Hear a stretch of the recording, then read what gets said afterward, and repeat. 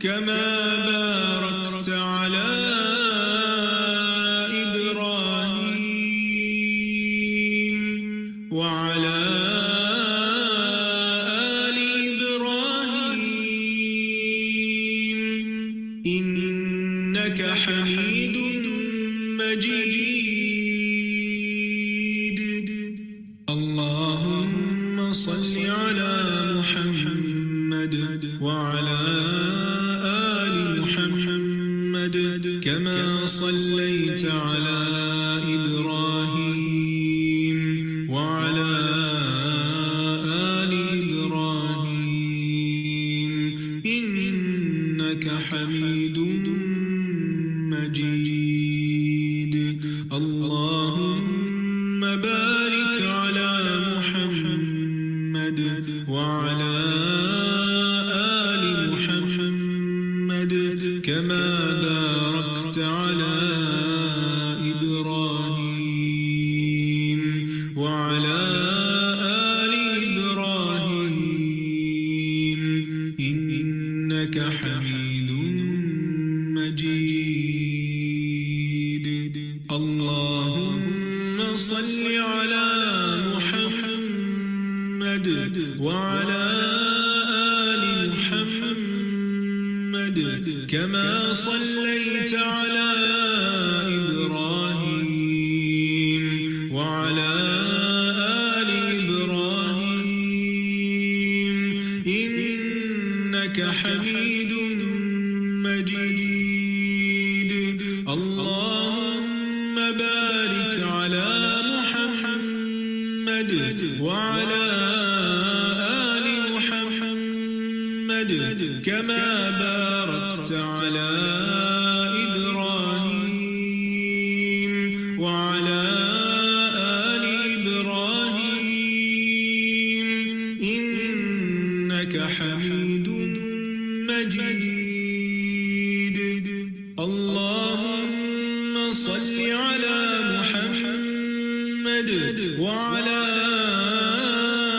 آل محمد كما صليت على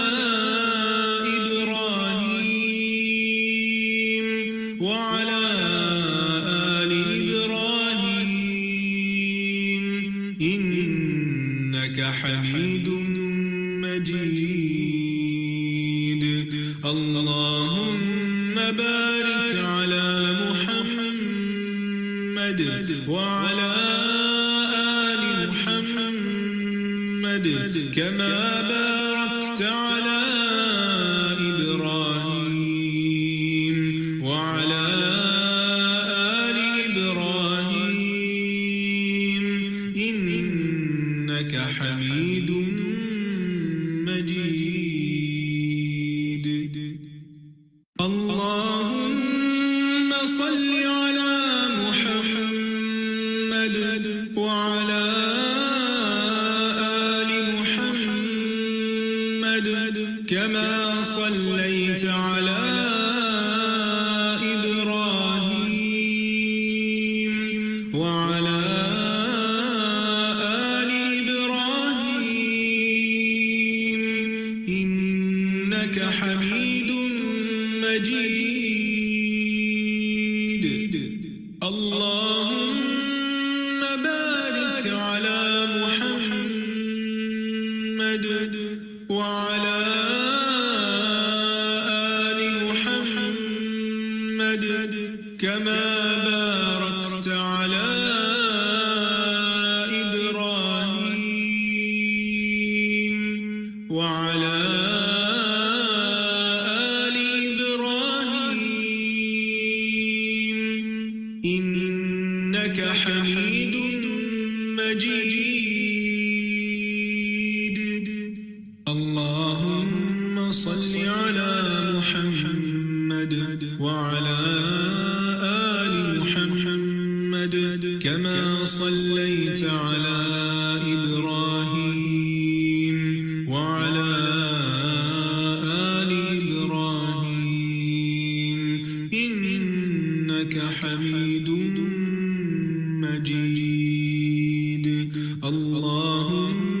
بارك على محمد وعلى آل محمد كما باركت على إبراهيم وعلى آل إبراهيم إنك حميد مجيد.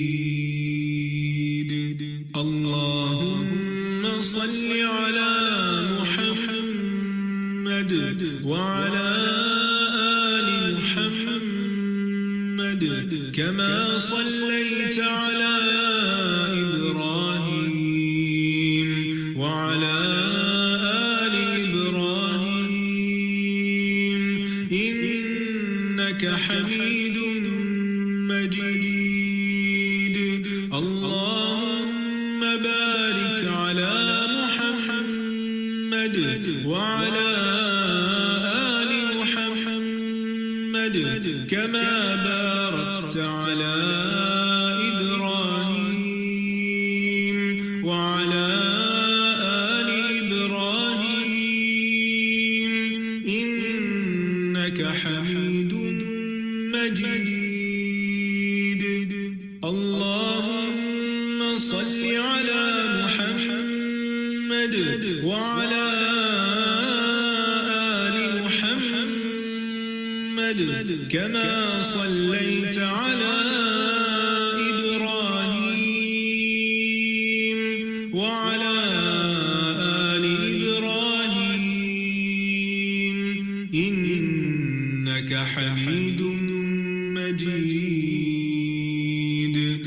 اللهم بارك على محمد وعلى آل محمد كما باركت على إبراهيم وعلى آل إبراهيم إنك حميد مجيد. اللهم صل على محمد وعلى آل محمد كما صليت على إبراهيم وعلى آل إبراهيم إنك حميد مجيد.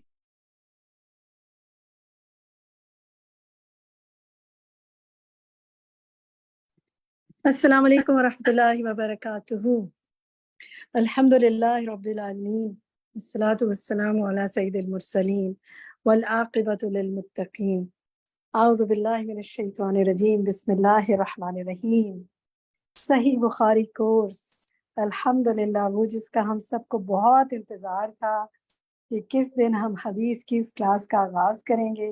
اللہ سبحانہ و تعالیٰ کا بہت احسان ہے کہ الحمدللہ ثم الحمدللہ آج اس نے ہمیں حدیث کے پڑھنے کے سلسلے کا آغاز کرنے کی توفیق عطا فرمائی، اور ہم سب کو الحمدللہ صحیح بخاری کورس کو آج جوائن کرنے کا موقع عطا فرمایا.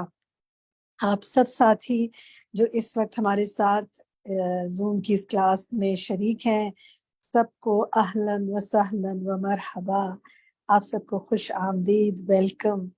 اور میری دعا ہے کہ اللہ سبحانہ و تعالیٰ یہ جو آپ نے آج انشاءاللہ نبی پاک صلی اللہ علیہ وسلم کی احادیث کے حوالے سے جاننے کے لیے، اس سلسلے کو شروع کرنے کے لیے جو اسٹیپ اٹھایا ہے اور آج جو آپ نے جوائن کیا ہے، اللہ تعالیٰ اس میں بہت برکت کرے. اللہ تعالیٰ آپ کو رحمتوں اور برکتوں سے نوازے اور آپ کی زندگی میں اتنی خوشگوار تبدیلیاں آئیں انشاءاللہ، اور آپ کی زندگی اللہ سبحانہ و تعالیٰ کی مرضی کے مطابق ڈھلتی جائے، اور آپ نبی پاک صلی اللہ علیہ وسلم کے طریقے کے مطابق زندگی گزاریں. آپ کو اس کی توفیق اللہ تعالیٰ عطا فرمائے. انشاءاللہ علم حاصل کریں گے، عمل میں ڈھلے گا، یہ ہماری کوشش ہوگی، لیکن اس کوشش میں برکت ڈالنا اللہ سبحانہ و تعالیٰ کے ہاتھ میں ہے. یہ اس کی رحمت ہوگی کہ ہم کسی چیز کو سن کر اس علم کو اپنے اندر جذب کر سکیں اور اس پر عمل کر سکیں۔ اس کی توفیق اللہ تعالیٰ آپ سب کو اور مجھے عطا فرمائے۔ تو جناب سب سے پہلے ہم دیکھتے ہیں کہ اس میں ہم نے میں چاہوں گی کہ آپ سب، ویسے تو درود ہم نے سنا ہے، لیکن ایک دفعہ آپ سب اپنے دل میں درود ابراہیمی پڑھیں۔ اللہم صلی علی محمد وعلی آل محمد کما صلیت علی ابراہیم وعلی آل ابراہیم انک حمید مجید، اللہم بارک علی محمد وعلی آل محمد کما بارکت علی ابراہیم وعلی آل ابراہیم انک حمید مجید۔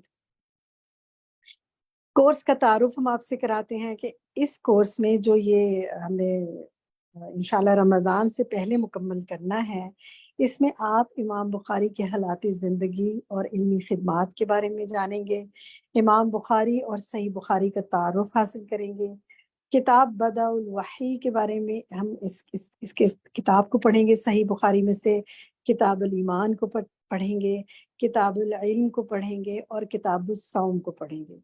چند کتابیں، صرف 4 کتابیں پڑھیں گے ہم، کیونکہ اس کے بعد رمضان شروع ہو جائے گا انشاءاللہ، اس سے پہلے ہم مکمل کریں گے۔ اور رمضان میں ہمارا جو ہمیشہ طریقہ ہوتا ہے کہ ہم رمضان کا ایک پروگرام کرتے ہیں آپ کے ساتھ، جو بھی ساتھی ہمارے سے شریک ہوتے ہیں، ہم رمضان میں رمضان پروگرام کریں گے، اور اس کے بعد انشاءاللہ ہم پھر سے رمضان کے بعد صحیح بخاری کی آگے جو مزید کتابیں ہیں ان کے حوالے سے آپ کو کورس کو متعارف کروائیں گے۔ شارٹ ہم یہ لے رہے ہیں سلسلہ تاکہ آپ میں سے جو لوگ بہت لانگ ٹرم اگر فوری پلاننگ نہیں کر سکتے تو وہ اس شارٹ پلاننگ میں ہمارے ساتھ شامل ہو جائیں، لیکن نیت ہماری یہی ہے کہ انشاءاللہ ہم نے پوری صحیح بخاری کو پڑھنا ہے۔ آپ بھی یہ نیت کریں، اللہ تعالیٰ آپ کی زندگی میں اور وقت میں برکت ڈالے۔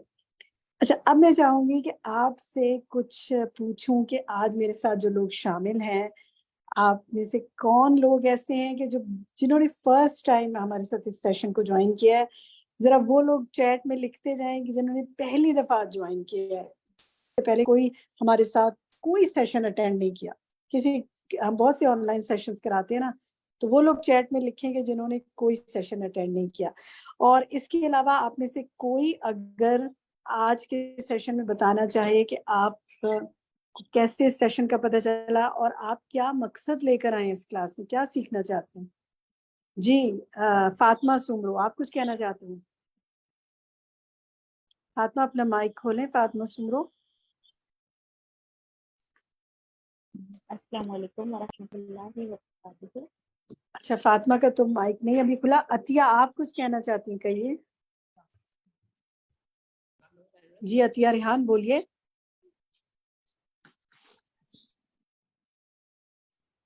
عطیہ کیا میری آواز آ رہی ہے آپ کو؟ کیا جی ایڈمن کو آپ کی میری آواز آواز آ رہی ہے؟ اچھا اوکے، الحمدللہ۔ عطیہ آپ بولیے، کیا کہنا چاہتی ہیں؟ شاید عطیہ کا کچھ سگنلز کا مسئلہ ہے۔ رافیہ آپ کہیے۔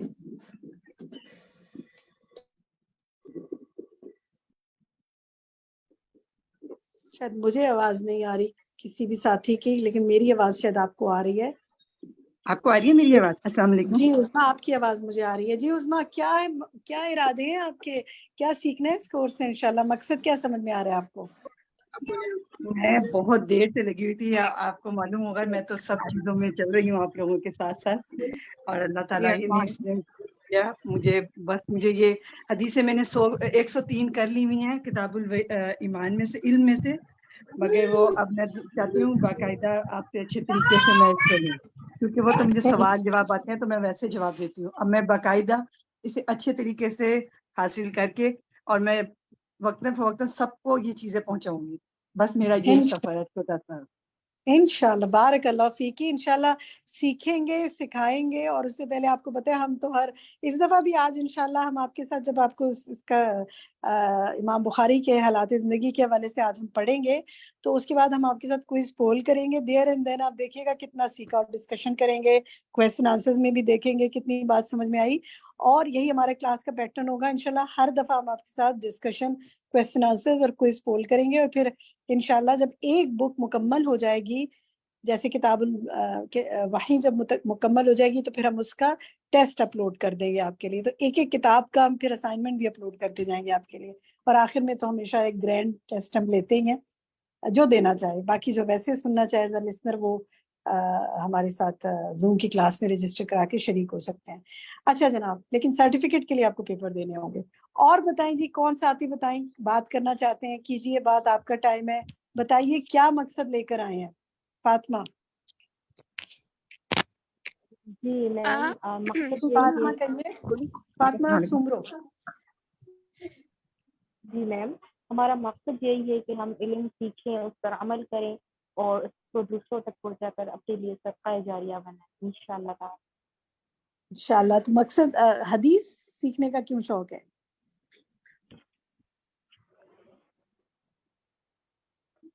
فاطمہ یوسف آپ کہیے. فاطمہ سمرو نے کہا، آپ نے بھی ہینڈ ریز کیا ہوا ہے، بولیں مائک بولیں.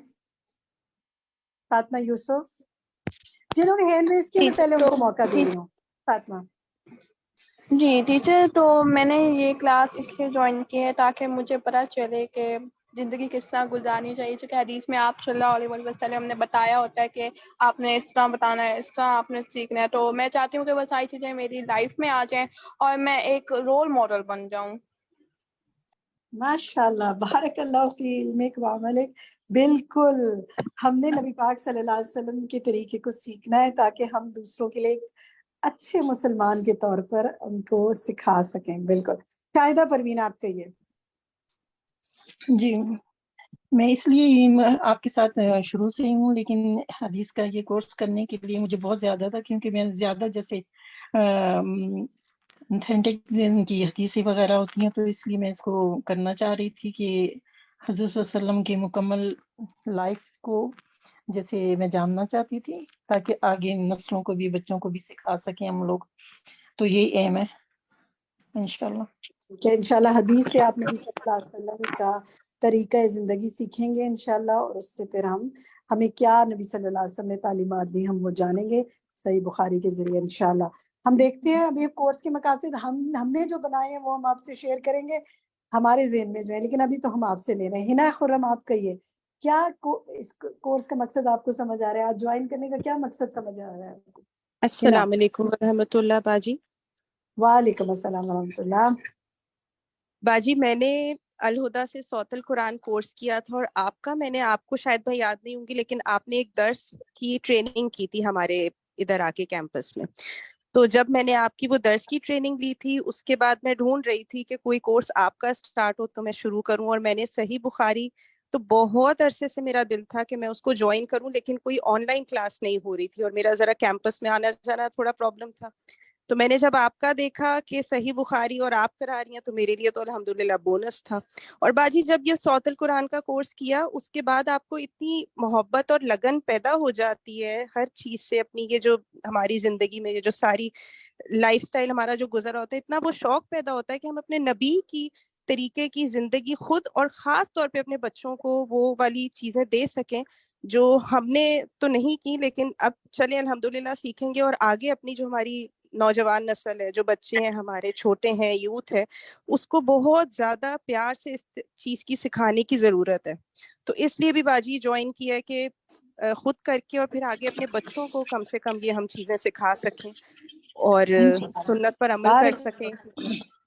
بارک اللہ فی. بالکل صحیح کہا آپ نے نا کہ جب قرآن پڑھ لیتے ہیں نا، الحمدللہ صوت القرآن میں آپ نے قرآن کی تجوید اور تفسیر پڑھی ہوگی اس کورس میں، اور دعائیں جی جب قرآن پڑھ لیتے ہیں پھر دل چاہتا ہے کہ جس کے اوپر قرآن نازل ہوا اس نے عملی نمونہ بن کے بالکل. دکھایا، اس کے بارے بہت میں بھی عرصے سے جاننا. باجی اسی چیز کے تلاش میں تھی کہ صحیح بخاری کا کوئی کورس ہو اور وہ میچ کر جائے آن لائن اس میں نا کہ ٹائمنگز کے ساتھ. تو الحمدللہ اللہ کی طرف سے ہی آتی ہے یہ ساری چیزیں، تو اللہ تعالیٰ نے دے دیا موقع. انشاءاللہ اب اللہ آگے بھی آسانی کرے گا انشاءاللہ. آمین. ہو سکتا ہے آپ کی طرح کئی لوگ اس کی تلاش میں ہوں.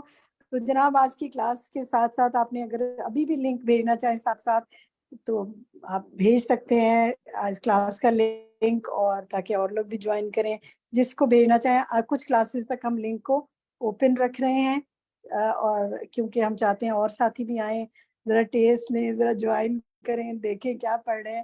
اور انشاءاللہ اس کے بعد پھر کچھ کلاسز بعد ہم بتا دیں گے کہ پھر رجسٹرڈ اسٹوڈنٹ ہی شریک ہو سکیں گے، لیکن now it is open for all. اچھا جناب، رضیہ عزیز آپ کچھ کہنا چاہیں گی؟ کیا آج سیکھنے کی خواہش رکھتی ہیں؟ آپ کے ذہن میں کیا مقصد ہے اس کورس کا؟ رضیہ مائک کھولے اپنا رضیہ. السلام علیکم. وعلیکم السلام. جی بیٹے جی، میں آپ کے ساتھ تدبر العمر میں سورۃ الرحمن سے ہوں نا آپ کے ساتھ، اور صحیح بخاری کا میں نے 100 حدیث والا کورس کیا تھا نا، سرٹیفکیٹ کورس جو میں نے کیا ہوا ہے، لیکن میں چاہ رہی تھی میں مزید کروں نا، تو پھر جب سے یہ آ رہا تھا تو میں نے تب سے میں اس میں تھی، اور میں نے اب رجسٹر کر لی، اپنے آپ کو فیس بھیجوا دی ہوئی ہے. جزاک اللہ، بارک اللہ. الحمدللہ الحمدللہ. میری ایج پتہ کتنی ہے؟ 83 ایئرس. ماشاء اللہ، شوق تو بہت ہے، لگن تو بہت ہے آپ کو علم کی، اتنے کورسز میں ساتھ ہیں تو مینج کر لیتی ہیں ماشاء اللہ. ہاں جی الحمدللہ الحمدللہ، اللہ کا ہزار شکر ہے.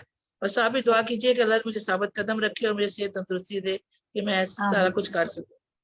آمین. میری آپ سب کے لیے دعا ہے رضیہ، آپ کے لیے بھی خصوصی طور پر، اور باقی سب کے لیے بھی، کہ اللہ تعالیٰ ہم سب کو صحت اور عافیت اور ایمان کی سلامتی عطا فرمائے. آمین آمین. جزاک اللہ خیرا کثیرا. اور ایک اور یہ بات پوچھنی تھی کہ ساری کتابیں جو ہیں یہ ایک ہی اس میں ہے کہ علیحدہ علیحدہ ہے؟ کچھ اب آپ کے پاس مجھے نہیں پتا، جو آپ نے بک کا والیوم منگوایا اس میں ایک والیوم میں کتنی کتابیں ہیں وہ آپ دیکھ لیجیے گا انشاءاللہ. نہیں، میں نے ابھی کوئی نہیں منگوایا. کتاب منگوا لیں آپ. کتاب جو آئیں گے نا، جو مختلف والیومز ہوں گے، اس میں بعض اوقات ایک والیوم میں کئی کتابیں ہوتی ہیں. ٹھیک ہے. اچھا، میرے پاس ایک سیٹ ہے جو بڑی بڑی کتابیں ہیں نا، جس میں بہت تفصیل سے. چلیں اس میں دیکھ لیجیے گا پھر انشاءاللہ. تو باقی اس کی مزید تفصیل آپ ایڈمن سے لے لیجیے گا. جزاک اللہ خیر. زنیرہ آپ کیا کہیں گی؟ آج ہمارے ساتھ آپ شامل ہیں میرے خیال فرسٹ ٹائم اس کورس میں. زنیرہ عثمان. جی السلام علیکم ورحمۃ اللہ وبرکاتہ. وعلیکم السلام ورحمۃ اللہ وبرکاتہ. جی ایک تو یہ کہ الحمدللہ اس کورس میں فرسٹ ٹائم ہوں، کیونکہ یہ اورینٹیشن سیشن ہے، لیکن اس سے پہلے بھی میں آپ کے کئی آن لائن کورسز جو ہیں اٹینڈ کر چکی ہوں. فیس بک پہ بھی کرتی ہوں اور دیگر لائیو سیشنز بھی اٹینڈ کرتی رہتی ہوں الحمدللہ. اور جب میں نے اس کورس کی ڈیٹیلز دیکھی تو میرے لیے بہت موٹیویشن تھی. میری ایک ساتھی اور میری ایک دو اور ساتھی بھی اس وقت موجود ہیں کلاس میں. ہم کافی عرصے سے یہ کورس کرنا چاہ رہے تھے. ابھی میری ایک بہن وہ بتا رہی تھی کہ وہ پڑھنا چاہ رہی تھی اور ان کو آن لائن اس طرح سہولت سے موقع مل گیا. تو الحمدللہ اللہ تعالیٰ نے یہ موقع دیا، ہمیں اپرچونٹی دی کہ کم وقت میں ونس اے ویک اور ان ٹائمنگز میں ہمیں یہ بہت سوٹ کرتا تھا. اور ہم چاہتے تھے کہ قرآن کے ساتھ ساتھ اپنی روح کی ایک ڈوز کے طور پہ اپنے عمل کے لیے اور علم میں برکت کے لیے اس کورس کو ضرور جوائن کریں، سیکھنے کے لیے، لرننگ کے لیے. اور آپ سے پڑھنے کا ایک اور موقع مل گیا الحمدللہ. زندگی میں بہت سی چینجز آپ سے پڑھ کے سیکھ کے آئیں، اور آگے بھی مجھے امید ہے کہ اللہ تعالیٰ آپ کو ذریعہ بنائے اور انشاءاللہ ہم بہت کچھ سیکھ سکیں. بہت ساری دعائیں. السلام علیکم. بارک اللہ فیک. ماشاء اللہ. وعلیکم السلام ورحمۃ اللہ وبرکاتہ. اچھا جناب، ایسا ہے کہ کیونکہ اب ہمارے پاس آگے چلنے کا وقت ہے، ہاتھ تو کافی کھڑے ہیں، انشاءاللہ جب ہمارا ڈسکشن ٹائم ہوگا نا تو باقی ساتھیوں کو موقع دیں گے. اب دیکھیں جی، ہم آپ کو دکھاتے ہیں کہ ہم نے اس کورس کے کیا مقاصد بنائے ہیں.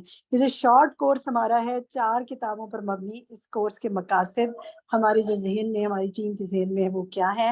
احادیث مبارکہ کی تعلیم کو عام کرنا، نبی صلی اللہ علیہ وسلم اور سنت کی محبت راسخ کرنے کی کوشش کرنا، سنت کو اپنی روزمرہ زندگی میں لاگو کرنا، اپنے اخلاق اور معاملات کی اصلاح کرنا، حدیث کے متن کو عربی زبان میں پڑھنے کے قابل بنانا، اور ابلاغ دین کی ترویج کرنا. جیسے کہ آپ لوگوں نے کچھ نے کہا کہ ہم سیکھیں گے اور آگے سکھائیں گے، تو بالکل ہمارا بھی ایک مقصد یہی ہے کہ جو کچھ سیکھیں وہ آگے سکھاتے جائیں. اور دیکھیں اسی لیے ہم آپ کو کچھ نہ کچھ ہوم ورکس ضرور دیتے جاتے ہیں روزانہ، ہر دفعہ، مطلب ہر ویک. ٹھیک ہے، تو یہ ہم نے آج دیکھا. تو اب ہم یہ کرتے ہیں کہ آگے موو کرتے ہیں اور ہم اپنے آج کے سلسلے کی طرف چلتے ہیں. آج کا پہلا لیکچر سنتے ہیں انشاءاللہ، پھر اس پر ڈسکشن کریں گے اور پھر کوئز پول کریں گے، اور کچھ نئے کورسز کا بھی آپ کو بتائیں گے جو شروع ہونے والے ہیں. جزاکم اللہ خیرا کثیرا. اوور ٹو یو ایڈمن شفق.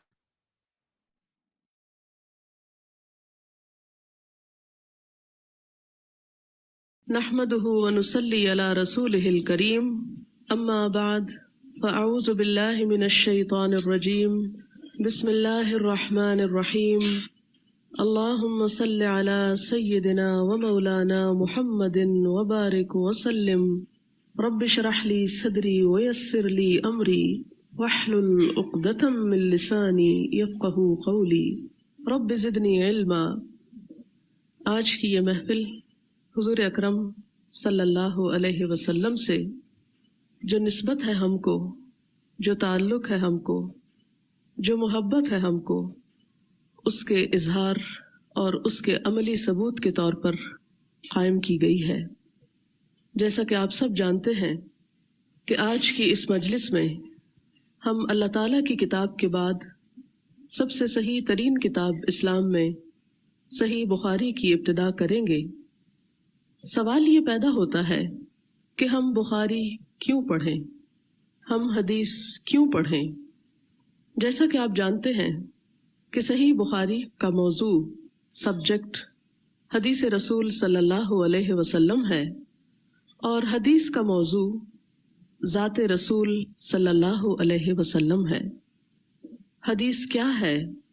حدیث علم یذکر فیہ اقوال رسول اللہ صلی اللہ علیہ وسلم وافعالہ وتقریراتہ وحالاتہ، کہ حدیث ایک ایسا علم ہے جس میں حضور صلی اللہ علیہ وسلم کے اقوال، آپ کے افعال، آپ کی تقریرات اور آپ کے حالات کا ذکر کیا جاتا ہے. اس کتاب میں ہم آپ صلی اللہ علیہ وسلم سے متعلق انہی چیزوں کا مطالعہ کریں گے. آپ سب جانتے ہیں کہ جب ایک شخص مسلمان ہوتا ہے تو سب سے پہلے جو کچھ اپنی زبان سے ادا کرتا ہے وہ ہے لا الہ الا اللہ محمد الرسول اللہ. محمد الرسول اللہ ہم سے تقاضا کرتا ہے کہ ہم ان کے بارے میں پوری طرح جانیں تاکہ ہمارا ایمان مکمل ہو سکے، اور جس ہستی پر ہم ایمان لائیں اس ہستی کے بارے میں ہماری پوری معرفت ہو تاکہ ہماری محبت کی تکمیل ہو سکے، ہمارا راستہ وہ راستہ ہو سکے جسے اللہ تعالیٰ نے ہمارے لیے پسند فرمایا. اللہ کے رسول صلی اللہ علیہ وسلم جن کے بارے میں فرمایا لقد کان لکم فی رسول اللہ اسوۃ حسنہ، کہ تمہارے لیے اللہ کے رسول صلی اللہ علیہ وسلم کی زندگی میں بہترین نمونہ ہے، بہترین طرز زندگی ہے جسے تم اپنا سکتے ہو. وہ دنیا کے کامیاب ترین انسان، وہ انسانیت کے لیے بہترین نمونہ، وہ ہستی جس پر نہ صرف مسلمان بلکہ غیر مسلم بھی فخر کرتے ہیں، وہ جو تمام انسانوں ہی کی نہیں تمام انبیاء کی بھی سردار ہے، جو صرف تمام انسانوں کی طرف سے ہی نہیں چاہی گئی بلکہ جن سے خود اللہ تعالیٰ نے محبت کی، اور ہم سے بھی یہی تقاضا کیا کہ اگر تمہیں مجھ سے محبت ہے یعنی اللہ تعالیٰ سے محبت ہے تو کیا کرو؟ رسول اللہ صلی اللہ علیہ وسلم کا طریقہ اختیار کرو. گویا اللہ تعالیٰ سے ہماری محبت ثابت ہی نہیں ہو سکتی اس وقت تک جب تک کہ ہم حضور صلی اللہ علیہ وسلم کا اتباع نہ کریں. قل ان کنتم تحبون اللہ فاتبعونی یحببکم اللہ. اور دوسری بات یہ کہ اللہ تعالیٰ کی محبت ہمیں حاصل ہو نہیں سکتی جب تک کہ ہم آپ صلی اللہ علیہ وسلم کا اتباع نہ کریں، اور آپ کا اتباع ہو نہیں سکتا جب تک کہ ہم آپ صلی اللہ علیہ وسلم کے طریقے کو نہ جانتے ہوں، ان کے ارشادات کو نہ جانتے ہوں، ان کے اعمال کو نہ جانتے ہوں، ان کے حالات کو نہ جانتے ہوں. اور پھر آپ یہ بھی جانتے ہیں کہ اللہ تعالیٰ نے حضور صلی اللہ علیہ وسلم کو جب دنیا میں مبعوث فرمایا تو ارشاد ہوا لقد من اللہ علی المؤمنین اذ بعث فیہم رسولا منہم یتلو علیہم آیاتہ ویزکیہم ویعلمہم الکتاب والحکمہ وَإِن كَانُوا مِن قَبْلُ لَفِي ضَلَالٍ مُبِينٍ. اللہ تعالیٰ نے اہل ایمان پر بڑا احسان فرمایا جب ان کے اندر ایک رسول انہی میں سے مبعوث فرمایا جو ان پر اللہ تعالیٰ کی آیات پڑھ کر سناتا ہے، ان کا تزکیہ کرتا ہے یعنی ان کے اخلاق اور کردار اور اعمال کو سنوارتا ہے، اور انہیں کتاب کی تعلیم دیتا ہے اور حکمت کی تعلیم دیتا ہے۔ کتاب کے ساتھ یہ حکمت کیا تھی جس کی تعلیم آپ نے ہمیں دی؟ یہ حکمت دراصل آپ ہی کی حدیث مبارک ہے، اور حدیث کا مطلب صرف ارشاد نہیں ہوتے بلکہ اقوال، افعال، تقریرات اور حالات، یہ تمام چیزیں مل کر حدیث بنتی ہیں۔ لہٰذا ان تمام چیزوں کو سیکھنا، ان تمام چیزوں کو جاننا ہمارے دین کے بنیادی فرائض میں شامل ہے، تاکہ آپ صلی اللہ علیہ وسلم کی ملت پر ہی ہمارا جینا ہو اور اسی پر ہمارا مرنا ہو، اسی پر ہم اٹھائے جائیں اور انہی کے ساتھ قیامت کے دن ہمارا حشر ہو۔ حدیث پڑھنے والوں کے لیے اللہ کے رسول صلی اللہ علیہ وسلم نے خود دعا کی۔ آپ نے فرمایا، نضر اللہ امرأ سمع مقالتی، اللہ اس شخص کا چہرہ بارونق کر دے، تر و تازہ کر دے، جس نے میری کوئی بات سنی، سمع مقالتی، جس نے میرا کوئی قول سنا، پھر کیا کیا، فحفظها، پھر اس کو یاد کر لیا، اسے سمیٹ لیا، وَأَدَّاهَا كَمَا سَمِعَهَا، اور جیسا اس کو سنا ویسا ہی آگے بھی پہنچا دیا، دوسروں کو بھی دے دیا، اس کو اپنے پاس نہیں رکھا۔ ایسے لوگوں کو اللہ کے رسول صلی اللہ علیہ وسلم نے اپنا خلیفہ قرار دیا۔ ایک موقع پر آپ صلی اللہ علیہ وسلم نے فرمایا، اللہم ارحم خلفائی، اے اللہ میرے خلفاء پر رحم فرما، ان پر اپنی رحمت بھیج۔ قیل ومن خلفاؤک یا رسول اللہ، لوگوں نے عرض کیا، یا رسول اللہ صلی اللہ علیہ وسلم آپ کے خلفاء کون ہیں؟ آپ صلی اللہ علیہ وسلم نے فرمایا، الذین یروون احادیثی ویعلمونها الناس، وہ لوگ جو میری احادیث کو روایت کریں گے اور اسے دوسروں کو سکھائیں گے، یعنی خود سیکھیں گے اور دوسروں تک پہنچائیں گے۔ یہ دعا اللہ کے رسول صلی اللہ علیہ وسلم کی ان لوگوں کے لیے ہے جو اس کام میں شرکت کریں۔ اور پھر آپ دیکھیے کہ آپ صلی اللہ علیہ وسلم نے یہ بھی بتایا ہم کو کہ انبیاء درہم و دینار چھوڑ کے نہیں جاتے، ان کی وراثت تقسیم نہیں ہوتی اگر ان کا مال کچھ پیچھے بچے بھی، ان کا ورثہ علم ہے، اور وہ علم جسے دے کر آپ کو بھیجا گیا، جس علم کے مطابق آپ نے زندگی بسر کی، اور جو علم وراثت کے طور پر ہمارے لیے چھوڑ گئے۔ پھر سوال یہ پیدا ہوتا ہے کہ آخر بخاری ہی کیوں پڑھیں؟ پھر میں یہیں پر آ جاؤں گی کہ اللہ تعالیٰ نے خود اپنی کتاب میں فرمایا، ما آتاکم الرسول فخذوہ، جو رسول صلی اللہ علیہ وسلم تم کو دیتے ہیں اس کو لے لو، اور وہ سارا سرمایہ اور وہ ذخیرہ اس کتاب میں صحیح ترین شکل میں موجود ہے۔ اور پھر آپ صلی اللہ علیہ وسلم سے محبت ہم سے یہ تقاضا کرتی ہے کہ ہم اس کتاب کو کم از کم زندگی میں ایک مرتبہ ضرور پڑھ لیں۔ آپ صلی اللہ علیہ وسلم نے فرمایا تھا کہ من احب سنتی فقد احبنی ومن احبنی کان معی فی الجنہ، جو میری سنت سے محبت کرے گا، میرے طریقے سے محبت کرے گا، وہ دراصل مجھ سے محبت کرے گا، اور جو مجھ سے محبت کرے گا وہ میرے ساتھ جنت میں ہوگا۔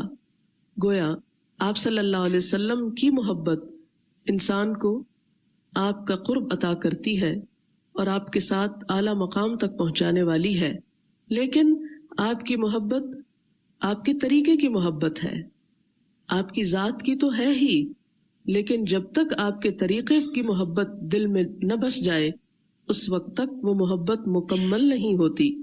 جب ہم بخاری پڑھتے ہیں اور بخاری کا انتخاب کرتے ہیں تو اس کے لیے ضروری ہے کہ ہم امام بخاری کے کچھ حالات کو بھی جانتے ہوں اور اس کتاب کا بھی کچھ علم رکھتے ہوں۔ ٹیکسٹ پڑھنے کے لیے اور ٹیکسٹ کی ابتدا کرنے کے لیے چند ایک باتیں آپ کے ذہن میں ہونا ضروری ہیں۔ سب سے پہلی بات تو یہ ہے کہ یہ مجلس کسی عام انسان کی مجلس نہیں ہے، یہ میری مجلس نہیں، یہ آپ کی نہیں، یہ اللہ کے رسول صلی اللہ علیہ وسلم کی مجلس ہے، اور اس مجلس کا بڑا احترام ہے، ایسا ہی احترام جیسا کہ آپ صلی اللہ علیہ وسلم کی ذات کا احترام۔ قرآن پاک میں سورۃ الحجرات اگر آپ پڑھیں تو اس میں ارشاد باری تعالیٰ ہے، یا ایھا الذین آمنوا لا تقدموا بین یدی اللہ ورسولہ، کہ اے اہل ایمان اللہ اور اس کے رسول سے آگے مت بڑھو۔ کیوں نہ بڑھو؟ اس لیے کہ تم اپنی عقل میں، اپنے مرتبے میں، اپنے مقام میں، اپنے علم میں ان سے کہیں پیچھے ہو۔ اور اس سے مراد کیا ہے؟ کہ ان پر حجت بازی نہ کرو، اپنی رائے کو ان کی رائے سے آگے مت بڑھاؤ۔ سورۃ الحجرات ہی میں آگے فرمایا واتقوا اللہ، اور اللہ سے ڈرتے رہو، ان اللہ سمیع علیم، کیونکہ اللہ تعالیٰ سن بھی رہا ہے، جانتا بھی ہے۔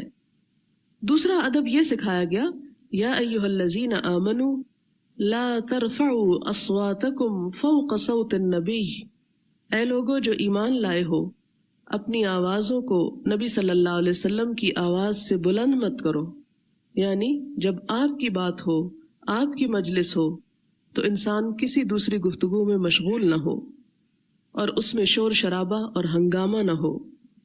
وَلَا تَجْهَرُوا لَهُ بِالْقَوْلِ، اور آپ کے لیے آواز ایسے مت بلند کرو كَجَهْرِ بَعْضِكُمْ لِبَعْضٍ، جس طرح تم آپس میں ایک دوسرے کو بلند آواز سے پکارتے ہو۔ ان تحبط اعمالکم، کہیں ایسا نہ ہو کہ تمہارے اعمال ضائع ہو جائیں، یعنی اگر تم حضور صلی اللہ علیہ وسلم کا احترام نہیں کرو گے اور آپ ہی کے احترام کے ساتھ آپ کی مجلس کا احترام نہیں کرو گے تو کہیں ایسا نہ ہو کہ تمہارے کیے کرائے پہ پانی پھر جائے۔ وانتم لا تشعرون، اور تمہیں شعور بھی نہ ہو، تمہیں احساس بھی نہ ہو۔ پھر فرمایا ان الذین یغضون اصواتهم عند رسول اللہ، وہ لوگ جو اللہ کے رسول صلی اللہ علیہ وسلم کے سامنے اپنی آواز کو پست رکھتے ہیں، اولئک الذین امتحن اللہ قلوبہم للتقوی، ایسے لوگوں کا دل اللہ نے تقوی کے لیے جانچ رکھا ہے، یعنی دیکھ لیا ہے کہ واقعی ان کے اندر تقوی موجود ہے۔ لہم مغفرۃ، ان لوگوں کے لیے بخشش کا وعدہ ہے، واجر عظیم، اور بہت بڑے اجر کا وعدہ ہے۔ لہٰذا ہم دیکھتے ہیں کہ وہ لوگ جنہوں نے ابتدائی دور میں حضور صلی اللہ علیہ وسلم سے یہ تعلیم حاصل کی، ان کا کیا حال ہوتا تھا، ان کے کیا طریقے اور کیا آداب ہوتے تھے۔ صحابہ کرام روایت کرتے ہیں کہ جب ہم حضور صلی اللہ علیہ وسلم کی مجلس میں ہوتے تو اس قدر ساکت اور اس قدر خاموش بیٹھتے کہ بعض اوقات پیچھے سے پرندے آ کر ہمارے سروں پہ بیٹھ جاتے، یعنی ہم ہل جل اور ادھر ادھر بھی نہیں ہوتے تھے۔ اور آپ کو یہ یاد ہوگا کہ مسجد نبوی میں نہ کارپٹ بچھے ہوئے تھے، نہ نرم گدے تھے، حتیٰ کہ صفے تک بھی نہیں بچھی ہوئی ہوتی تھی، سیدھی زمین پر وہ لوگ بیٹھا کرتے تھے۔ آپ کو یاد ہوگا کہ نماز میں بعض اوقات وہ کنکریاں برابر کرتے تھے، وہ حدیث آپ پڑھیں گے۔ لیکن ادب اور احترام کے تقاضے میں کسی قسم کی کوئی بھی ایسی حرکت نہ ہوتی کہ جس سے اس مجلس کا احترام میں کوئی خلل واقع ہو۔ پھر اسی طرح ہم دیکھتے ہیں کہ آپ صلی اللہ علیہ وسلم سے جب لوگ سنتے تو کچھ لوگ سن لیا کرتے تھے صرف، اور کچھ لوگ سن کر لکھ بھی لیا کرتے تھے، دونوں چیزیں ہمیں ملتی ہیں۔ ہم دیکھتے ہیں حضرت عبداللہ بن عمرو بن العاص کو، جو فاتح مصر تھے، وہ حضور صلی اللہ علیہ وسلم کی مجلس میں بیٹھ کے سب کچھ لکھتے جاتے۔ لوگوں نے ان پر اعتراض کیا اور کہا کہ دیکھو اللہ کے رسول صلی اللہ علیہ وسلم ایک انسان بھی ہیں، آپ کبھی خوشی میں ہوتے ہیں، کبھی ناراضگی میں بھی ہوتے ہیں، کبھی آپ غضبناک بھی ہوتے ہیں، اور تم ہر بات لکھتے چلے جاتے ہو، تو یہ ٹھیک نہیں۔ انہوں نے حضور صلی اللہ علیہ وسلم سے پوچھا کہ مجھ پر یہ اعتراض کیا گیا ہے تو مجھے کیا کرنا چاہیے؟ تو آپ نے فرمایا لکھو، اس ذات کی قسم جس کے ہاتھ میں میری جان ہے، اس زبان سے کسی حالت میں بھی حق کے سوا کچھ نہیں نکلتا، یعنی خواہ میں خوش ہوں یا غضبناک ہوں، میری زبان صرف اور صرف حق بات کہتی ہے، یعنی اس میں کوئی چیز جھوٹ یا کوئی چیز غلط نہیں ہوتی، اس لیے تم لکھ سکتے ہو۔ ان کی احادیث کی تعداد جو لکھی ہوئی تھی تقریباً 700 ہے، اور جس کتاب میں انہوں نے اس کو لکھ رکھا تھا اس کا نام صادقہ تھا، الصحیفہ الصادقہ۔ صادقہ کا مطلب سچی، سچ بولنے والی کتاب، اور یہ کتاب پھر آگے دوسروں تک روایت ہوئی لکھی ہوئی حالت میں۔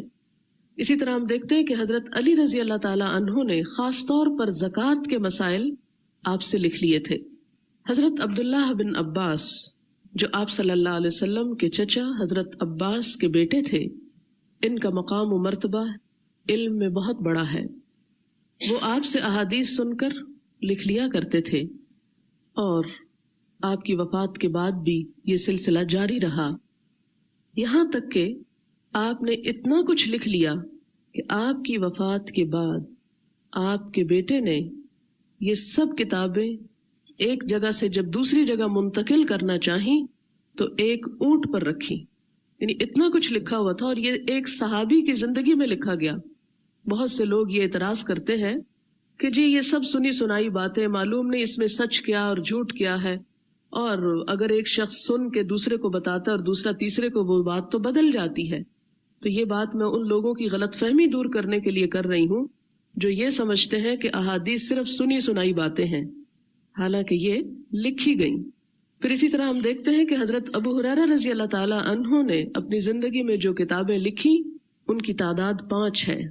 ایک کے بعد 2، 3، 4 اور 5، یعنی اپنی وفات تک آپ 5 کتابیں لکھ چکے تھے. یہ بھی صحابی رسول صلی اللہ علیہ وسلم ہے اور آپ کو معلوم ہے کہ آپ کی روایات سب سے زیادہ ہیں. پھر اسی طرح ہم دیکھتے ہیں کہ آپ صلی اللہ علیہ وسلم نے جو مختلف بادشاہوں اور مختلف لوگوں کو خطوط لکھے ان کی تعداد 200 ہے. یعنی 200 تعداد ہے ان خطوں کی جو آپ نے مختلف لوگوں کو لکھے، جس میں بادشاہ بھی تھے اور دیگر لوگ بھی تھے جن کو آپ وقتاً فوقتاً ہدایات دیا کرتے تھے. ان 200 خطوں کا ذخیرہ آپ کی اپنی زندگی میں آپ کی نگرانی میں لکھوایا گیا، اور اس کا بہت بڑا ثبوت وہ خط ہے جو آپ نے ہرقل کو لکھا، اور اس کا نمونہ اب بھی ترکی کے میوزیم میں موجود ہے چمڑے کے اوپر، اور وہ الفاظ بھی ہلکے ہلکے نظر آتے ہیں. مجھے خود اس خط کو دیکھنے کا اتفاق ہوا ہے. توپکاپو سرائے میوزیم استنبول میں وہ خط آج بھی دنیا کو گواہی دے رہا ہے. اور حیرت کی بات یہ کہ یہ 18ویں صدی میں دریافت ہوا کسی کھدائی کے دوران. اس کے الفاظ اور صحیح بخاری کے الفاظ ایک ہی تھے، یعنی جو صحیح بخاری میں الفاظ تھے وہی اس خط پر الفاظ پڑھے گئے. پھر اسی طرح ہم دیکھتے ہیں کہ یمن کی طرف آپ نے ایک کتاب بھجوائی جس میں زکوٰۃ، نماز، دیت، نکاح وغیرہ کے مسائل لکھے ہوئے تھے. اس وقت میں ان ساری تفصیلات میں نہیں جاتی کہ کتابت کا کام کیسے اور کس طرح اور کتنا ہوا.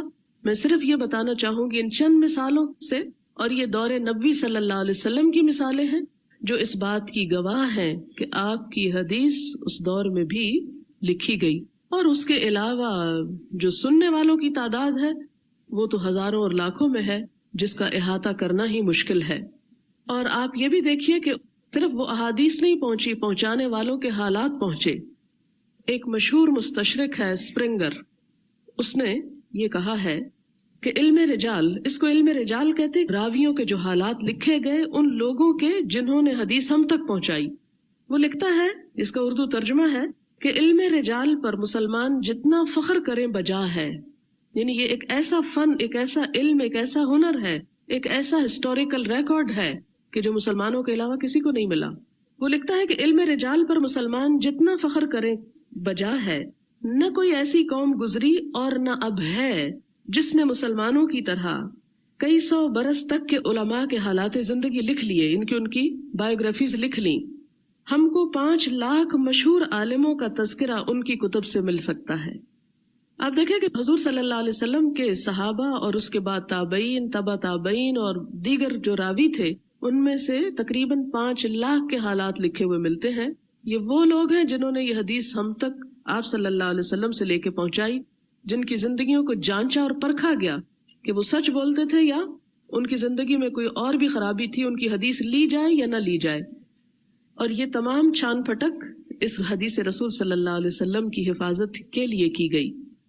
اور پھر آپ دیکھیں کہ آج کے دور میں حضور صلی اللہ علیہ وسلم کے علاوہ دیگر انبیاء کے جو حالات زندگی ہیں ان کو معلوم کرنے کے لیے بھی کوئی ایسا اوتھینٹک سورس نہیں ہے، کیونکہ اہل کتاب نے تورات اور انجیل میں بہت کچھ رد و بدل کر دیا، اس میں حقائق کو توڑ موڑ کے بیان کیا.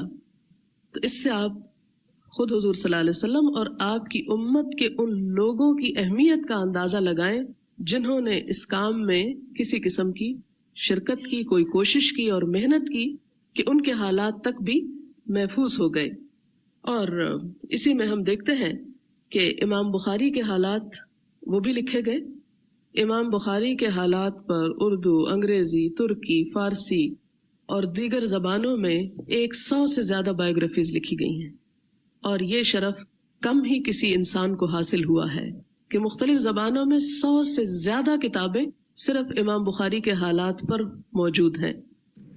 اس سے پہلے کہ اس کتاب کا آغاز کیا جائے، امام بخاری کے حالات اور اس کتاب کی وجہ تالیف اور کچھ اس کے تعارف کے بارے میں باتیں کروں گی۔ امام بخاری کا نام محمد تھا۔ ہمارے ہاں عموماً محمد نام الگ سے نہیں رکھا جاتا، حالانکہ اس میں کوئی حرج نہیں، ایک بابرکت نام ہے۔ مختلف علاقوں میں مردوں کا نام محمد کے بغیر رکھا نہیں جاتا، لیکن رکھنے کے باوجود پکارا نہیں جاتا، اور یہ سمجھا جاتا ہے کہ یہ نام کسی اور کے لیے پکارنا شاید بے ادبی کا باعث ہے، حالانکہ ایسا نہیں۔ ابو عبداللہ کنیت ہے۔ ابو کا مطلب ہوتا ہے باپ، اور عبداللہ یہ کنیت رکھنے کا ایک انداز ہے۔ اس کا مطلب یہ نہیں کہ امام بخاری کے کسی بیٹے کا نام عبداللہ تھا اور انہوں نے اس کی وجہ سے خود کو ابو عبداللہ کہا۔ اس کی بنیادی وجہ کیا ہے کہ عربوں کے ہاں اس بات کا رواج تھا کہ اگر ایک نام کے بہت سے لوگ ہیں تو ایک کو دوسرے سے ڈسٹنگش کرنے کے لیے کنیت استعمال کی جاتی تھی۔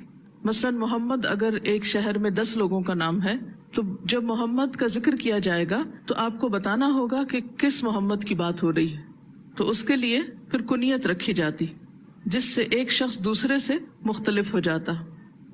ان کا لقب امام المحدثین اور امیر المؤمنین فی الحدیث ہے۔ محدث کی جمع محدثین ہے، اور محدث کس کو کہتے ہیں؟ آپ اصول حدیث میں پڑھ چکے ہیں، حدیث کے روایت کرنے والے کو۔ جن لوگوں نے حدیث روایت کی یہ ان میں سے اعلیٰ ترین مقام پر ہیں، اسی لیے انہیں امام کا لقب دیا گیا۔ اور امیر المؤمنین، مومنوں کے امیر، عام طور پر یہ لقب کس کو دیا جاتا تھا؟ جو حکومت کا سربراہ ہوتا، لیکن ایک حکومت ملکوں اور شہروں پہ کی جاتی ہے اور ایک حکومت دلوں پر ہوتی ہے، علم کے میدان میں ہوتی ہے۔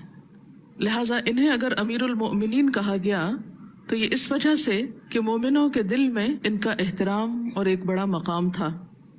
ان کا شجرہ نسب محمد بن اسماعیل بن ابراہیم بن المغیرہ بن بردزبہ۔ بردزبہ عربی نام نہیں ہے، فارسی ہے۔ آپ کے آباء و اجداد جو تھے وہ اہل ایران میں سے تھے، اس لیے نام بھی بردزبہ ہے۔ گویا عجمی نسل تھے، اصلاً عرب نہ تھے۔ اس سے کیا پتہ چلتا ہے کہ دین کی خدمت کے لیے عرب ہونا ضروری نہیں۔ بردزبہ کے معنی عام طور پر محدثین نے کسان کے بتائے ہیں، فارمر، کسان، جیسے ہر نام کا ایک معنی ہوتا ہے۔ ان کے ان آباء و اجداد کے جو ایرانی نسل تھے، ان کے بارے میں تاریخ میں کچھ خاص روایات یا کوئی بھی تفصیلات نہیں ملتی۔ اس سے یہ پتہ چلتا ہے کہ عام لوگ تھے، جیسے عام لوگوں کے بارے میں کوئی کتابوں میں، کہانیوں میں لکھا نہیں جاتا، لیکن ان کی نسل میں اللہ تعالیٰ نے ایک ایسے شخص کو اٹھایا کہ جس کی وجہ سے ان کا نام بھی تاریخ کے صفحات میں لکھا گیا۔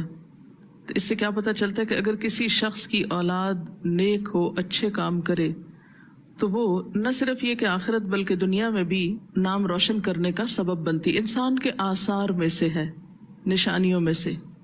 بردزبہ جو تھے یہ اپنا قومی مذہب رکھتے تھے، اور جیسا کہ آپ جانتے کہ ایران کے لوگ آتش پرست تھے۔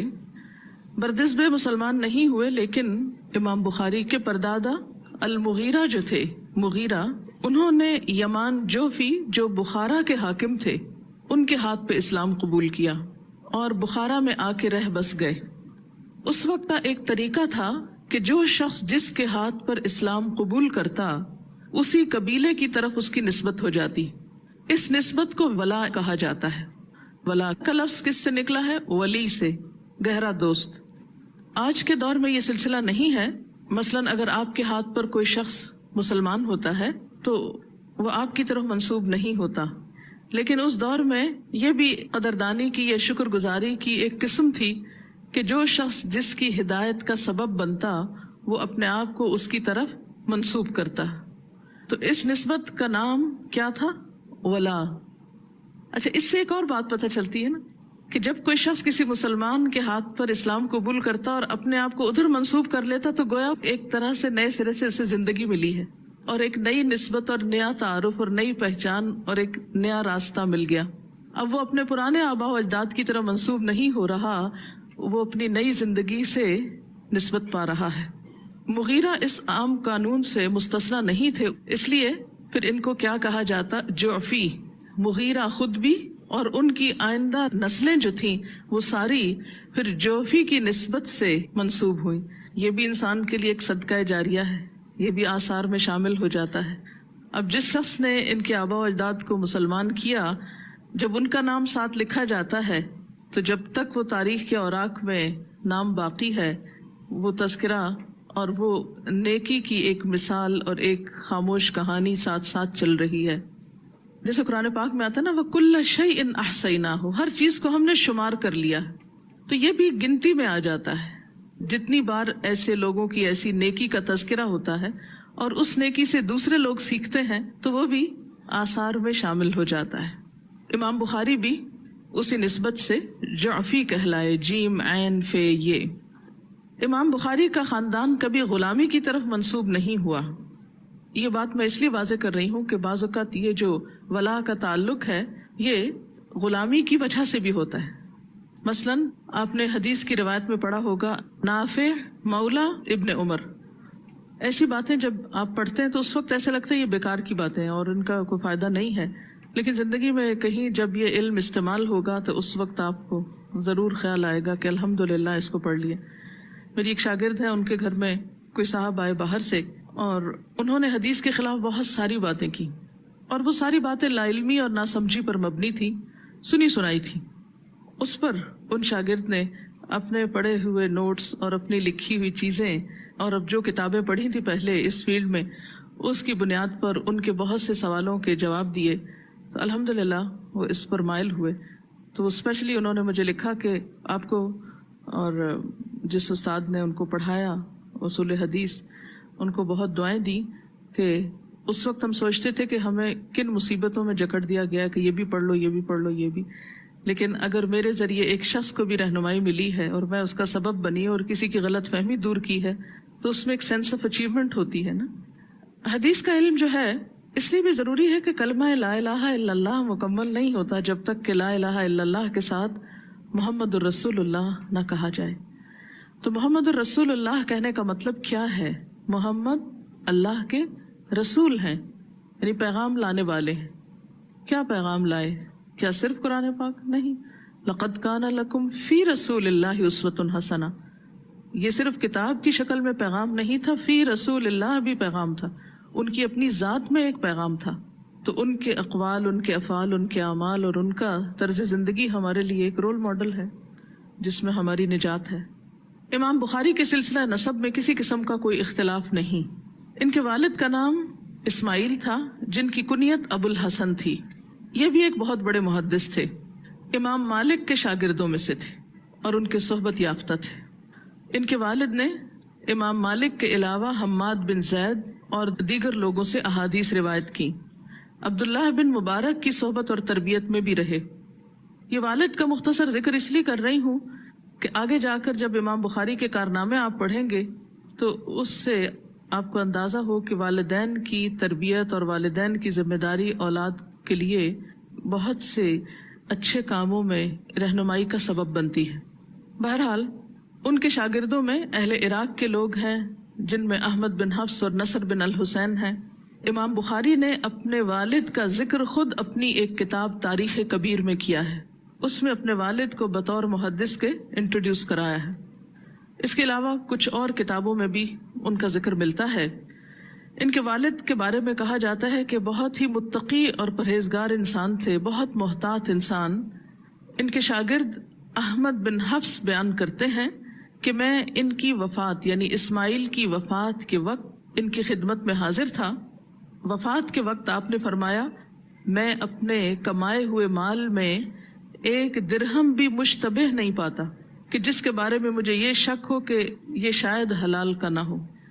احمد بن حفص کہتے ہیں فَتَصَاغَرَتْ إِلَيَّ نَفْسِي عِنْدَ ذَلِكَ، یہ سن کر میرا نفس مجھے نہایت ذلیل محسوس ہوا، بہت حقیر لگا، کیونکہ نیکی اور تقوی کی ایک دوڑ تھی۔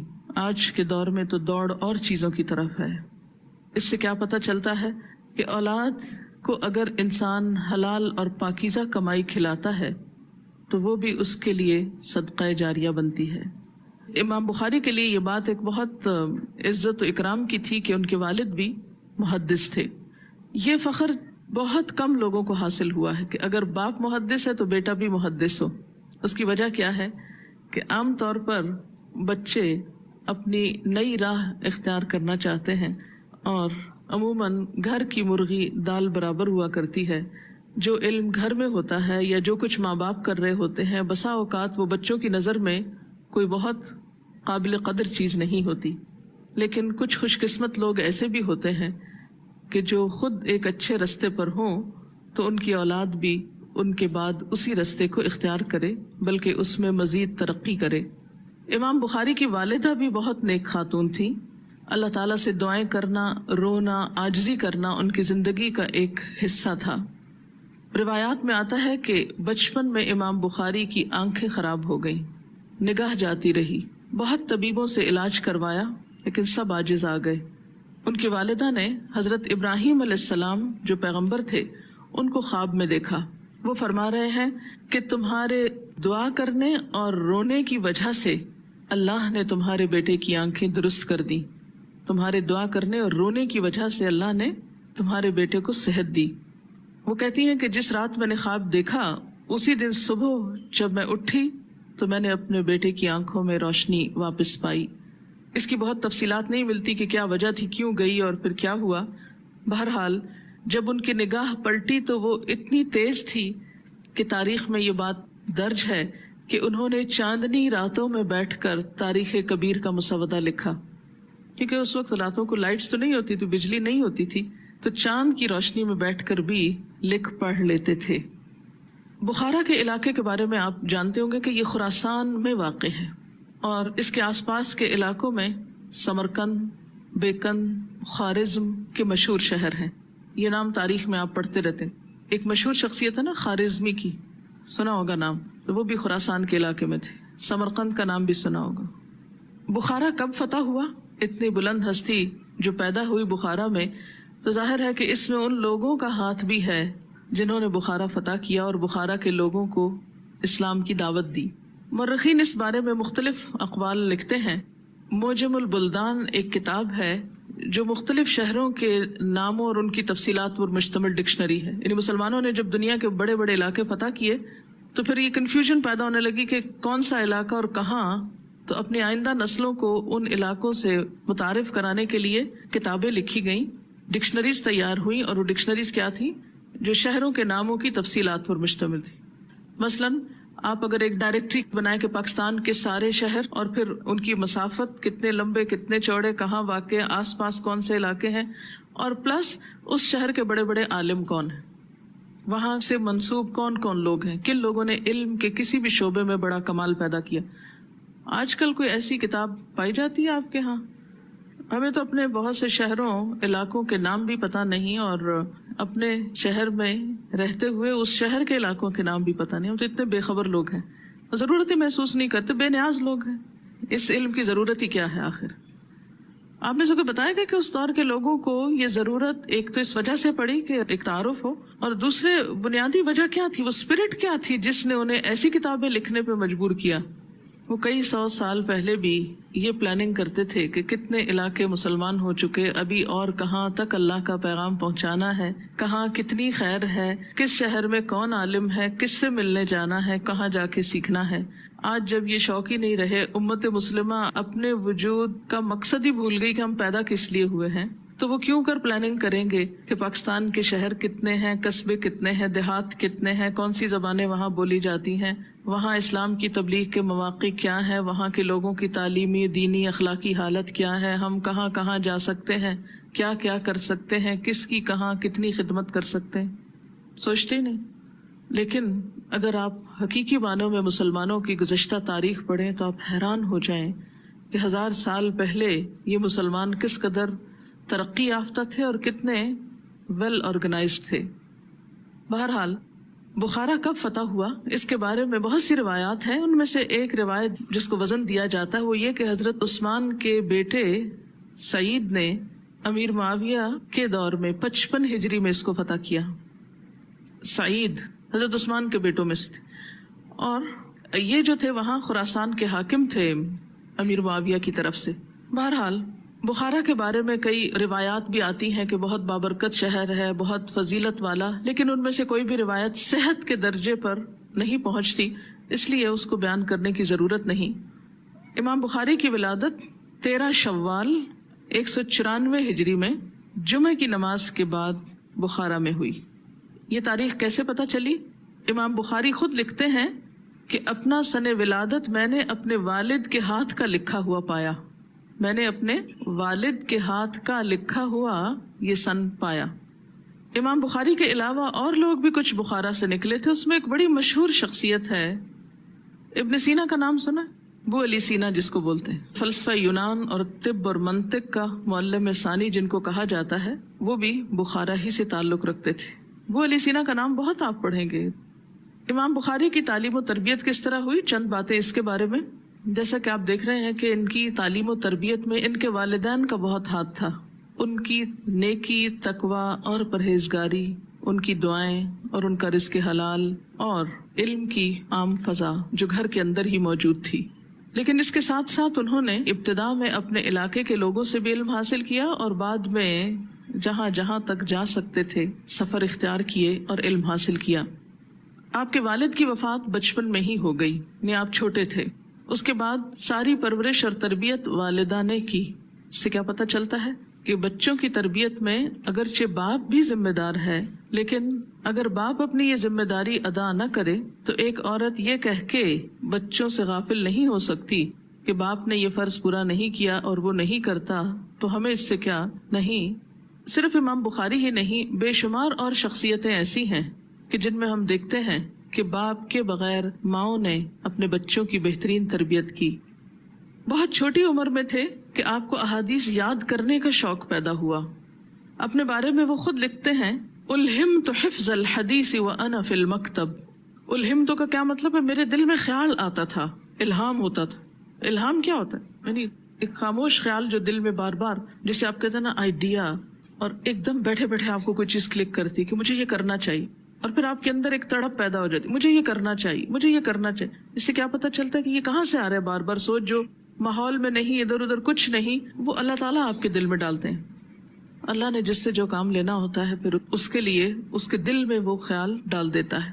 اسی لیے آتا نا یہدی من یشاء، جس سے چاہتا ہے ہدایت دیتا ہے.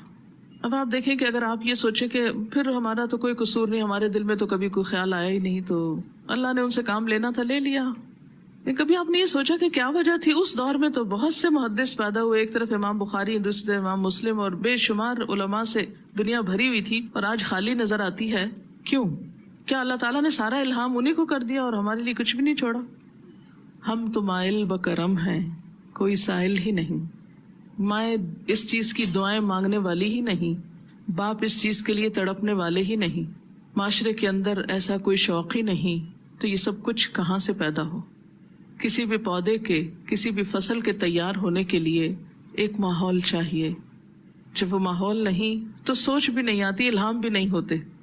آپ دیکھیں جتنی بھی ایجادات ہوئی ہیں ان سب کے پیچھے کیا تھا؟ الہام. اگر ایک شخص کو ایک سیب گرتے دیکھ کر ایک بہت بڑا قانون الہام ہوتا ہے، اور اسی طرح جتنے بھی سائنٹسٹ ہیں انہوں نے جو بھی ڈسکوریز کی ہیں اس کے پیچھے آپ دیکھیں گے تو یہی ایک فیکٹر نظر آتا ہے. لیکن سوال یہ پیدا ہوتا ہے کہ اس وقت بھی سارے سائنسی انکشافات کے الہام ویسٹ کو کیوں ہو رہے ہیں، ہمیں کیوں نہیں ہو رہے؟ سب کچھ ادھر کیوں چلا گیا؟ تو الہام کے لیے بھی پھر قابلیت چاہیے. آپ کو اس قابل ہونے کی ضرورت ہے کہ الہام ہوا کریں. انسان دعائیں مانگتا ہے، کوشش کرتا ہے، محنت کرتا ہے، ایک سچے دل سے کسی چیز کے ساتھ انوالومنٹ جب ہوتی ہے تو آپ فاصلوں کے باوجود ایک چیز کو محسوس کر لیتے ہیں، ایک چیز کو پہچان لیتے ہیں، دوسرے کے دل کی بات کو پڑھ لیتے ہیں آپ. تو وہ دوسرے کے دل کی بات آپ کیسے پڑھتے ہیں؟ آپ کو الہام ہوتا ہے؟ اگر ہاں ہوتا ہے تو کیسے ہوتا ہے؟ وہ ایک تعلق کی وجہ سے ہوتا ہے نا. اگر انسانوں کے ساتھ گہرے تعلق کی وجہ سے ان کی پسند ناپسند اور ان کے احساسات اور جذبات آپ کو الہام ہونے لگتے ہیں، بیٹھے بیٹھے آپ کے دل کو تکلیف ہونے لگتی ہے، تو کیا نیکی کے کام کرنے کے لیے الہام نہیں ہو سکتے؟ اور یہ چند ہی لوگوں کو کیوں ہوتے ہیں؟ سب کو ہو سکتے ہیں اگر ہم سب سچے دل سے اس چیز کے لیے کوشش کریں، دعا مانگیں. بہرحال امام بخاری کہتے ہیں کہ خدا نے مجھے اس وقت حفظ حدیث کا شوق دیا، الہام کیا میرے دل میں، جب میں مکتب میں ہی تھا. مکتب کہتے تھے پرائمری اسکول کو، آپ یوں سمجھے جیسے پرائمری اسکول ہے، مکتب مدرسہ سے پہلے، جس میں بچے کو بالکل بیسکس لکھنا پڑھنا سکھایا جاتا تھا. وراق کہتے ہیں، ایک راوی ہیں، میں نے امام بخاری سے پوچھا آپ کے دل میں جس وقت حفظ حدیث کا شوق دیا گیا تھا آپ کی عمر اس وقت کیا تھی؟ کہنے لگے 10 سال یا اس سے کم. اسی وقت سے آپ محدثین کے درسوں میں شریک ہونے لگے. یعنی 10 سال کی عمر میں جب لکھنا پڑھنا سیکھ لیا اور ابتدائی بیسک نالج حاصل ہو گیا تو اس کے بعد وہ کیا کرنے لگے؟ محدثین کے حلقوں میں جانے لگے. حلقہ کیا ہوتا ہے؟ سرکل. سرکل کس چیز کا؟ علم کی مجلسوں کے لیے یہ لفظ استعمال ہوتا تھا. اس زمانے میں انسٹیٹیوشنز نہیں تھے. یاد رکھیے کہ اسلام نے انسٹیٹیوشنز نہیں دیے، افراد دیے ہیں، انسان دیے، انسان پیدا کیے، اور پھر ہر فرد اپنی ذات میں ایک انسٹیٹیوشن ہوتا تھا. حضرت ابراہیم علیہ السلام کے بارے میں کیا آتا ہے؟ کان ابراہیم امتن قانتن للہ. ابراہیم ایک پوری امت تھے، یعنی ان کے آس پاس کوئی نہیں تھا، وہ ایک تھے، لیکن ایک ملٹی پلائی ہو کے کتنے ہو گئے، کہاں تک وہ سلسلہ پھیلا. اس لیے ادارے تو ایک پلیٹ فارم ہوتے ہیں، اصل چیز افراد ہوتے ہیں. اگر افراد کے اندر قابلیت ہے، سچی لگن ہے، شوق ہے، جذبہ ہے، تو وہ صحرا میں بھی جا کے بیٹھ جائیں تو محفلیں جم جائیں گی، وہ کہیں بھی جائیں تو آبادی ہو جائے گی. جیسے ابراہیم علیہ السلام مکہ کی بے آب و گیا وادی جس میں کوئی انسان نہیں، وہاں آ کے اپنی اولاد کو بساتے ہیں. اور آج مکہ سے بڑھ کر کوئی جگہ بتائیں جہاں اتنی رونق ہو یا اتنی آبادی ہو یا اتنے وزٹرز وہاں آتے ہوں اور مستقل طور پر، یعنی 24 گھنٹوں میں کوئی 1 گھنٹہ تو کیا 1 منٹ بھی ایسا نہیں گزرتا سارے سال میں کہ جس میں کوئی نہ کوئی شخص اس خاص جگہ کو آباد نہ کیے ہوئے ہو، اس کے گرد طواف نہ کر رہا ہو. اللہ نے یہ اعزاز کس کو بخشا، کس کی کوشش اور قربانیوں کے نتیجے میں یہ سب آبادی ہوئی؟ ایک شخص.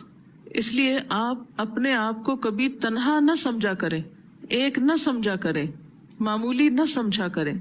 انسان کی قوت نہ مال سے ہوتی ہے نہ دوسرے آس پاس کے افراد سے ہوتی ہے. اس کی قوت کا راز اللہ سے تعلق اور اللہ پر بھروسہ ہے. کیوں کہا اقبال نے کہ مومن ہے تو بے تیغ بھی لڑتا ہے سپاہی. بے تیغ ہو آپ، کچھ بھی نہ ہو، تو جب تک آپ کی نگاہ میں، آپ کے دل میں تبدیلی نہیں آئے گی، وہ شوق پیدا نہیں ہوگا تو کچھ نہیں. اور اگر وہاں واقعی کوئی سپارک ہو گیا، ہر چیز جگمگا جائے گی. ہم غیر اللہ کے سہارے ڈھونڈتے رہتے ہیں نا، یہ ہو تو یہ ہوگا، وہ ہو تو یہ ہوگا، ایسا ہوگا تو وہ ہوگا. یہ سب بے معنی باتیں. یہ سب چیزیں تو ایک بونس ہے، ہو جائیں تو بہت اچھا، اور اگر نہ بھی ہوں اور آپ ہیں اور آپ کے دل میں ایمان ہے اور جذبہ ہے اور لگن ہے سچی، تو بہت کچھ ہو جائے گا. آپ میں سے ایک ایک جہاں بیٹھے گا، جہاں جم جائے گا، وہیں سے نور پھوٹنے لگے گا. اور اگر آپ میں کچھ نہیں نا، تو ایک بہت بڑی بلڈنگ بھی ہو، ہر چیز سے لیس ہو، افراد نہ ہو، تو عمارتیں اور مشینیں اور مادی چیزیں کچھ بہت فائدہ نہیں دیتے. ہاں ایک فرد بھی ہو تو چھوٹی سی مشین بھی بہت بڑی ہوتی، اور اگر زیادہ ہو جائے تو اور زیادہ کام ہو جائے گا، پھر مشینیں بھی کام آتی. لیکن افسوس کہ ہمارے ہاں مجموعی صورتحال کیا ہے کہ ہم انسان کی قدر نہیں جانتے. اپنے آس پاس معاشرے میں دیکھیں کہ سب سے زیادہ ارزاں سستی چیز کیا ہے جو غیر ضروری ہے؟ انسان. تو انسان کی قدر کرنا جانیں. بہرحال ابتدائی دور میں ہی انہوں نے جس محنت اور لگن سے کام شروع کیا کہ نہ صرف احادیث یاد کی بلکہ ان کی سند بھی یاد کی. سند جانتے نا، چین آف ٹرانسمیٹرز. ان کے ابتدائی دنوں کا یہ واقعہ ہے کہ ایک مرتبہ امام بخاری کے سامنے ایک سند پیش کی گئی، یعنی ایک حدیث کی سند. اس کا قصہ کچھ یوں ہے کہ امام داخلی اس زمانے میں بخارا کے بہت بڑے محدث تھے. حسب معمول درس دے رہے تھے، امام بخاری بھی شریک تھے، اور آپ کی عمر 11 سال تھی اس وقت. ہم تو اپنے بچوں کو 11 سال تک نماز کا بھی نہیں کہتے، وہ کہتے ابھی بچے ہیں. اور اگر آپ تاریخ پڑھیں تو ہمیں یہ بات پتہ چلتی ہے کہ اس زمانے میں نہ صرف مرد بلکہ عورتیں بھی علم کے لیے سفر کرتی. صرف خود نہیں کرتی بلکہ اپنے دودھ پیتے بچوں کو بھی علماء کی مجلس میں لے کے آتی تھی، اور کچھ دیر ان بچوں کو لے کر بیٹھتی. کس لیے؟ کہ یہ اس وقت جو رحمت برس رہی ہے ان پہ بھی تھوڑی سی برس جائے. عموماً ہم کیا کرتے ہیں, ہم نماز پڑھتے کہتے ہیں بچے کو کمرے سے باہر نکال لے جاؤ, ہماری نماز خراب ہوتی ہے. نہیں, یہ نہیں کرنا چاہیے. ماں کو اجازت ہے کہ وہ اس کو اٹھا لے, اگر رو رہا ہے اس کو اپنے آس پاس رکھیں. اسی طرح بعض اوقات مائیں قرآن پڑھتی ہیں یا کوئی اسی قسم کی محفل ہوتی ہے تو اس میں بچوں کو یا ایون جوان بچیوں کو بھی نہیں لے کے آتی مائیں. وہ کہتی ہیں یہ تو ہمارے اب سننے کے دن, ان کے سننے کے دن تھوڑی ہیں, وہ تو کھیلنے کودنے کے دن ہیں ان کے. لیکن ہمارے اسلاف کا طریقہ اس سے بالکل مختلف تھا. ان کا طریقہ کیا ہوتا تھا کہ وہ اپنے چھوٹے چھوٹے بچوں کو بھی برکت کے لیے, اس محفل کی رحمت کے لیے ان محفلوں میں شریک کرتے. مجھے بہت سارے اجازت حدیث کے سرٹیفکیٹ پڑھنے کا موقع ملا مختلف لائبریریز میں, مخطوطات کی شکل میں بھی. تو اس میں جب استاد اجازت لکھتا تھا کہ میں فلاں شخص کو اس کتاب روایت کرنے کی اجازت دیتا ہوں, تو ساتھ وہ یہ بھی لکھتا تھا کہ اس شخص نے اس مجلس میں بیٹھ کے حدیث کی یہ کتاب مجھ سے سنی جس میں فلاں فلاں فلاں فلاں شریک تھا. بعض اوقات بہت سارے اہم لوگوں کے نام لکھے ہوتے تھے اور ساتھ یہ بھی لکھا ہوتا تھا کہ فلاں بچہ بھی اس میں شریک تھا. اور کئی واقعات ایسے ہوئے کہ وہ بچے جب بڑے ہوئے تو انہوں نے اپنی نسبت اس استاد سے کی کہ ہم فلاں کی مجلس میں حاضر ہوئے تھے. وہ سرٹیفکیٹ ان بچوں کے بڑے ہو کے کام آیا. ہم عموماً کہتے ہیں کہ بچہ ہے, اس کو کیا پتا. بچہ روتا ہے نا, اس کو کیا پتا وہ کیوں رو رہا ہے کسی چیز پہ. بچہ ہنستا ہے نا, کیوں ہنستا ہے. آپ اس کو چھیڑتے ہیں, مذاق کرتے ہیں, اس کو محسوس کرتا ہے, اس کو کیا خبر. نہیں, یہ سب کچھ جو وہ کرتا ہے, غضبناک ہوتا ہے, خوش ہوتا ہے, ناراض ہوتا ہے, جتنے بھی ری ایکشنز کرتا ہے, یہ سب اس کے سمجھدار ہونے کی دلیل ہوتے ہیں. وہ جان سب کچھ رہا ہوتا ہے, محسوس سب کچھ کر رہا ہوتا ہے, ایکسپریس کم کر سکتا ہے. اس کے کمپیوٹر میں ہر چیز, کہا جاتا ہے کہ 18 ماہ میں سب فیڈ ہو چکا ہوتا ہے, سارا پرنٹ بن چکا ہوتا ہے. پھر بڑے ہو کے وہ ڈیولپ ہوتا رہتا ہے اور ضرورت کے ساتھ ساتھ وہ باہر آتا ہے. تو ہمیں کبھی بچوں کے ساتھ یہ معاملہ نہیں کرنا چاہیے کہ ان کو ایسی مجلسوں سے یا ان چیزوں سے بالکل ہی دور. یہ نہیں کہ آپ ان کو بیچ میں لا کے بٹھا دیں, شور شرابہ کریں, ہنگامہ کریں. اور وہ بھی اس لیے کرتے ہیں کہ ان کو پتہ ہی نہیں ہوتا کہ یہ کس چیز کی مجلس ہے. وہ پہلی دفعہ آتے ہیں, پریشان ہو جاتے ہیں, لوگوں کو دیکھ کے گھبرا اٹھتے ہیں. لیکن جن بچوں کو بچپن سے تھوڑی تھوڑی عادت ہوتی ہے, ان کے لیے وہ چیز نئی نہیں ہوتی, وہ اس میں انجوائے بھی کرتے ہیں. تو بہرحال امام بخاری جو تھے 11 سال کی عمر کے تھے تو علامہ داخلی کی مجلس میں حاضر ہوتے تھے. علامہ داخلی بخارا کے عالم تھے. تو ایک دفعہ وہ حدیث پڑھا رہے تھے, امام بخاری شامل تھے. تو ایک حدیث کی سند بیان کرتے ہیں, سفیان عن ابی الزبیر عن ابراہیم. امام بخاری بول اٹھتے ہیں, کہتے ہیں کہ ابو زبیر نے ابراہیم سے کبھی روایت نہیں کی, یا آپ کی سند درست نہیں ہے. مراد اس سے یہ تھی, زبان سے یہ نہیں کہا کہ غلط کر رہے ہیں آپ. علامہ داخلی چونک اٹھے اور برہمی کے ساتھ کچھ ڈانٹ کے الفاظ فرمائے کہ یہ چھوٹا سا بچہ, اسے کیا ہمت ہوئی کہ بولے. لیکن امام بخاری نے نہایت عاجزی اور متانت سے عرض کیا, اگر آپ کے پاس اصل کتاب ہو تو اس کی طرف رجوع کر لیجیے, یعنی چیک کر لیں آپ. علامہ داخلی گھر تشریف لے گئے اور اصل کتاب کو ملاحظہ فرمایا. اس سے کیا پتہ چلتا ہے کہ ایک اصل نسخہ ہوتا تھا, پھر اس سے آگے کاپیز ہوتی تھی, اور جو بڑے بڑے علماء ہوتے تھے انہوں نے اپنی اصل کو حفظ کر رکھا ہوتا تھا, یاد کر رکھا ہوتا تھا اپنی کتابوں کو. کیوں؟ کیونکہ انہیں یہ ڈر ہوتا تھا کہ اگر ہماری کتاب گم ہو گئی تو ہم کیا کریں گے. اور خصوصاً عربوں کے ہاں تو یہ بات بہت تھی. وہ کہتے تھے کہ ہم تو اس علم کو علم ہی نہیں مانتے جو کتابوں میں لکھا ہوا ہے, علم وہ ہے جو سینے میں لکھا ہوا ہے. امام غزالی کے بارے میں شاید آتا ہے کہ وہ کہیں جا رہے تھے سفر میں, تو یعنی ساری زندگی جو پڑھا لکھا کتابیں جمع کی, کہیں جا رہے تھے تو ان کی کتابیں چوری ہو گئی, کسی نے پکڑ لی. تو کہا میں نہیں جاؤں گا جب تک میری کتابیں نہیں ہوئی, سارا علم تو میرا اس میں ہے. تو انہوں نے کہا کہ نہیں, علم وہ نہیں جو اس میں ہے, علم وہ ہے جو آپ کے پاس ہے. تو اس کے بعد انہوں نے علم کو یاد کرنا شروع کیا, اپنے سینے میں سمونا شروع کیا. لیکن اب ہم تو بڑے ہی خوش قسمت لوگ ہیں, اس لیے کہ ہمارے پاس کمپیوٹرز ہیں اور ہمارے پاس ویڈیو آڈیو کیسیٹس ہیں, سب کچھ ان میں لکھا ہوا ہے. کتابیں بھی اب تو پرانی ہو گئی, اس لیے پڑھنے کی بھی ضرورت نہیں, بس کچھ سن لیا, کچھ اس پہ بیٹھ کے دیکھ لیا, ملاحظہ کر لیا, ٹھیک ہے. نہیں, علم وہ علم ہے جو سینے میں اتر جائے اور عمل میں نظر آنے لگے. وہی علم انسان کے لیے خوشبو ہے. باقی تو کتابوں کی زینت ہے یا کمپیوٹر کی زینت ہے. اب ہوا یہ کہ علامہ داخلی نے اپنی اصل دیکھی اور اپنی غلطی کو تسلیم کر لیا. یہی علماء کی شان ہوتی ہے کہ وہ غلطی پر اڑتے نہیں, کبھی ضد بازی نہیں کرتے, انا کا شکار نہیں ہوتے. غلطی ہے غلطی ہے, اس لیے کہ انسان غلطی کر سکتا ہے, انسان بھول سکتا ہے, اس کو تسلیم کر لینا چاہیے. حقیقی علم کی پہچان یہ ہے کہ انسان جھکنا سیکھ لے, انسان کے اندر عاجزی آ جائے.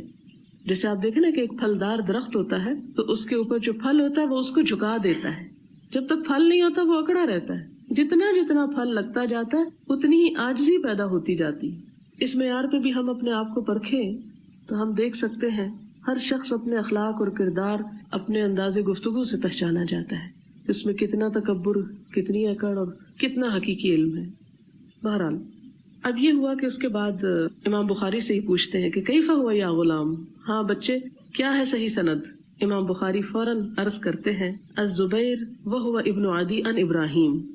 علامہ داخلی نے قلم لے کر کتاب جس سے پڑھا رہے تھے اس کی تصحیح کر لی اور ندامت کے لہجے میں فرمانے لگے، لڑکے تمہارا قول صحیح تھا، غلطی میری تھی۔ کتنی بڑی عظمت ہے کہ پوری محفل میں کہہ دیا میری غلطی تھی۔ اس لیے کبھی کسی موقع پر اگر غلطی ہو جائے تو سب کے سامنے اسے تسلیم کرنے میں اور عظمت ہے کہ سب کی اصلاح ہو جائے۔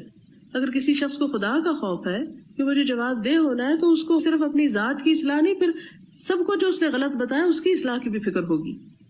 امام بخاری سے کسی نے پوچھا کہ جس وقت علامہ داخلی کی غلطی آپ نے پکڑی تھی اس وقت آپ کی عمر کتنی تھی؟ تو انہوں نے کہا 11 سال۔ اس سے کیا پتہ چلتا ہے کہ امام بخاری ان علم کی مجلسوں میں محض وقت گزارنے کے لیے نہیں آتے تھے، بلکہ پورے ذوق شوق اور پوری یکسوئی اور توجہ کے ساتھ بیٹھتے تھے۔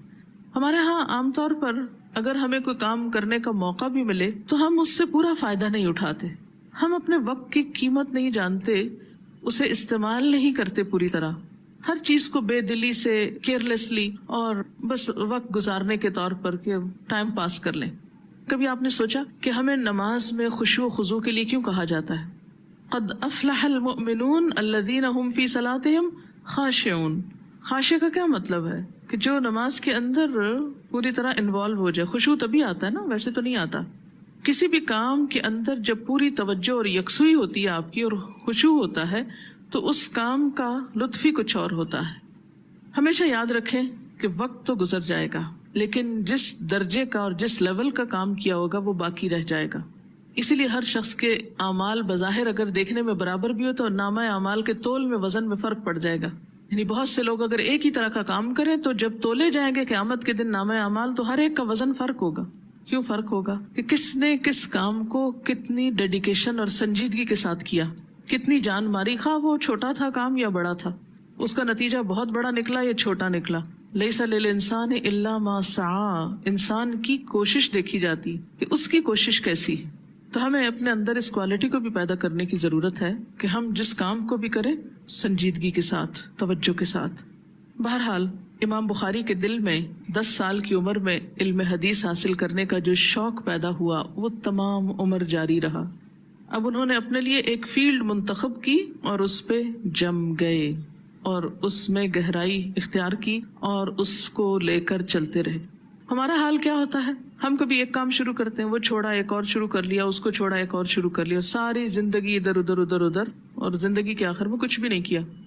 ہم ہر چیز سے متاثر ہو جاتے ہیں، ہر چیز سے اٹریکٹ ہو جاتے ہیں، ہر چیز ہمیں ڈسٹریکٹ کر دیتی ہے۔ پھر اپنے اندر کو پہچانے آپ کیا کرنے کے قابل ہیں، اس کو پہچان کر اسے استعمال کر لیں۔ تھوڑا تھوڑا بھی روز کریں گے تو زندگی کے اختتام پر بہت بڑا ہو جائے گا اور باقی بھی اس کے آثار رہ جائیں گے۔ ایسا کرنے میں آپ کی اپنی ہی بھلائی ہے۔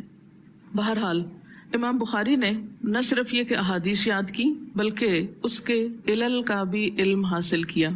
علل کیا ہوتے ہیں؟ علت سے، علت کیا ہوتی؟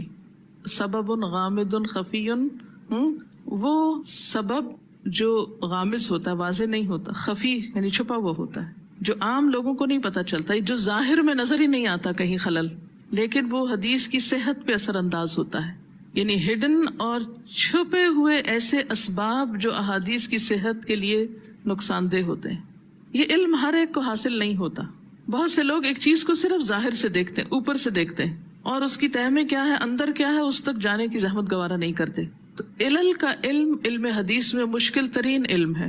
مثلا یہ ایسا ہی ہے نا کہ جیسے ایک ایکسپرٹ کی نظر ہوتی ہے اور ایک عام شخص کی نظر ہوتی ہے کسی بھی چیز کو جج کرنے کے لیے۔ مثلا میں اور آپ اگر اس عمارت کو دیکھیں گے تو ہم جو نقص نکالیں گے وہ کچھ اور ہوں گے، لیکن ایک انجینئر جو کچھ دیکھے گا وہ بالکل مختلف چیز ہوگی۔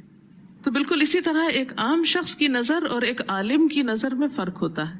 تو امام بخاری نے اپنے لیے جو فیلڈ اختیار کیا وہ کیا تھا؟ علل حدیث کا۔ اس کے لیے کیا چیز چاہیے ہوتی ہے؟ حدیث کے راویوں کے حالات جاننا ہوتے ہیں کہ ہر شخص جو روایت کر رہا ہے وہ کون تھا۔ ہم تو اپنے کلاس کے لوگوں کو نہیں جانتے، روات حدیث جو کئی سو سال پہلے گزر گئے ان کو جاننے کی کیا زحمت کریں گے۔ پھر نہ صرف یہ کہ اس کے نام اور اس کے عام حالات بلکہ اس کی عدالت، یعنی راوی عادل ہے یا نہیں، ضابط ہے یا نہیں، دیانت ہے اس میں یا نہیں، اس کا صدق یعنی سچائی کتنی تھی، انٹیگریٹی کیا تھی، اس کی طرز معاشرت کیا تھا، اس کا رہن سہن کیا تھا، جائے سکون رہتا کہاں تھا، پیدا کب ہوا، وفات کب پائی، کس کس سے ملاقات کی اس نے. یہ اہم امور ہوتے تھے جو دیکھے جاتے تھے کسی بھی راوی کی پہچان کے لیے. اس سے پتہ چلتا تھا بہت سی چیزوں کا. جیسے انہوں نے کہا نا کہ ابو زبیر نے ابراہیم سے روایت نہیں کیا، تو یہ عام شخص نہیں پہچان سکتا. یہ وہی پہچان سکتا ہے جو ابو زبیر کو بھی جانتا اور ابراہیم کو بھی جانتا ہو کہ ان کی ملاقات ہوئی ہے یا نہیں، یا ایک علاقے میں تھے یا نہیں.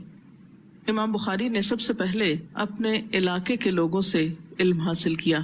ان میں محمد بن سلام بیکندی، محمد بن یوسف بیکندی، عبداللہ بن محمد مسندی وغیرہ خاص طور پر مشہور ہیں. ان سے امام بخاری نے علم حدیث کا ایک بڑا ذخیرہ حاصل کر لیا اور 16 سال تک اپنے علاقے میں ہی علم حاصل کرتے رہے اور اپنے علاقے کے تمام شیوخ سے اور تمام علماء سے استفادہ کر لیا. کوئی نہیں بچا جس کے پاس اب جائیں اور کچھ مزید سیکھیں. 16 سال کی عمر میں، ٹین ایجر.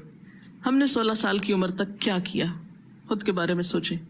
عقل مند وہ ہوتے ہیں جو اپنی ابتدائی عمر کو ضائع نہیں کرتے، کیونکہ وہ بھی تو پلٹ کے نہیں آتی نا. تو 16 سال کی عمر میں اپنے علاقے کے تمام علماء، محدثین، نامور شخصیتوں کے بعد جو کچھ تھا وہ اکٹھا کر لیا. اب تیار ہیں اپنے ملک سے باہر جانے کے لیے. ہم بھی تو 16 سال کی عمر میں بچوں کو امریکہ بھیج دیتے ہیں پڑھنے کو. 16 سال کی عمر میں عبداللہ بن مبارک کی کتابوں کو ازبر کر چکے تھے. اہل رائے کے اقوال اور اجتہادی مسائل سے بھی آگہی حاصل کی. ان کے شیوخ اور اساتذہ کے دلوں میں ان کا سکہ جم چکا تھا. بہت قدر کرتے تھے اپنے شاگرد کی. اچھے شاگرد ہمیشہ استادوں کی نظروں میں رہتے ہیں، کیونکہ انسان یہ سمجھتا ہے کہ بہرحال اچھے شاگرد جو ہیں انسان کے لیے صدقہ جاریہ ہوں گے. لہٰذا امام بخاری بھی اپنے استادوں کے منظور نظر تھے. بڑے بڑے شیوخ آپ کے سامنے درس حدیث دینے سے گھبرانے لگے کہ کہیں کوئی بات منہ سے غلط نہ نکل جائے کہ یہ لڑکا ہمیں پکڑ لے گا. عام طور پہ ایسا ہوتا ہے نا کہ اگر بہت پڑھا لکھا شخص کسی مجلس میں کوئی آ جائے تو درس دینے والا یا پڑھانے والا جو ہے وہ کنفیوز ہو جاتا ہے کہ نہیں اس کے سامنے نہیں بول سکتے. اب بہت سے لوگ ان سے یہ پوچھنا شروع ہو گئے کہ ہمیں فلاں کی اغلاط کے بارے میں بتا دیجیے کہ فلاں کی روایت میں کیا کیا غلطیاں ہیں. یعنی وہ علتیں معلوم کرنے لگے لوگ ان سے. ایک واقعہ بیان کیا جاتا ہے. علامہ سلیم بن مجاہد بیان کرتے ہیں کہ ایک روز میں محمد بن سلام بیکندی کی خدمت میں حاضر ہوا. انہوں نے فرمایا اس سے پہلے تم آتے تو تم ایک ایسا لڑکا دیکھتے جس کو 70,000 حدیثیں یاد ہیں. یہ سن کر مجھے بہت حیرت ہوئی. اسی وقت میں اس کی تلاش میں نکل کھڑا ہوا. اتفاقاً مجھ سے اس کی ملاقات ہو گئی، اس لڑکے کی یعنی امام بخاری کی.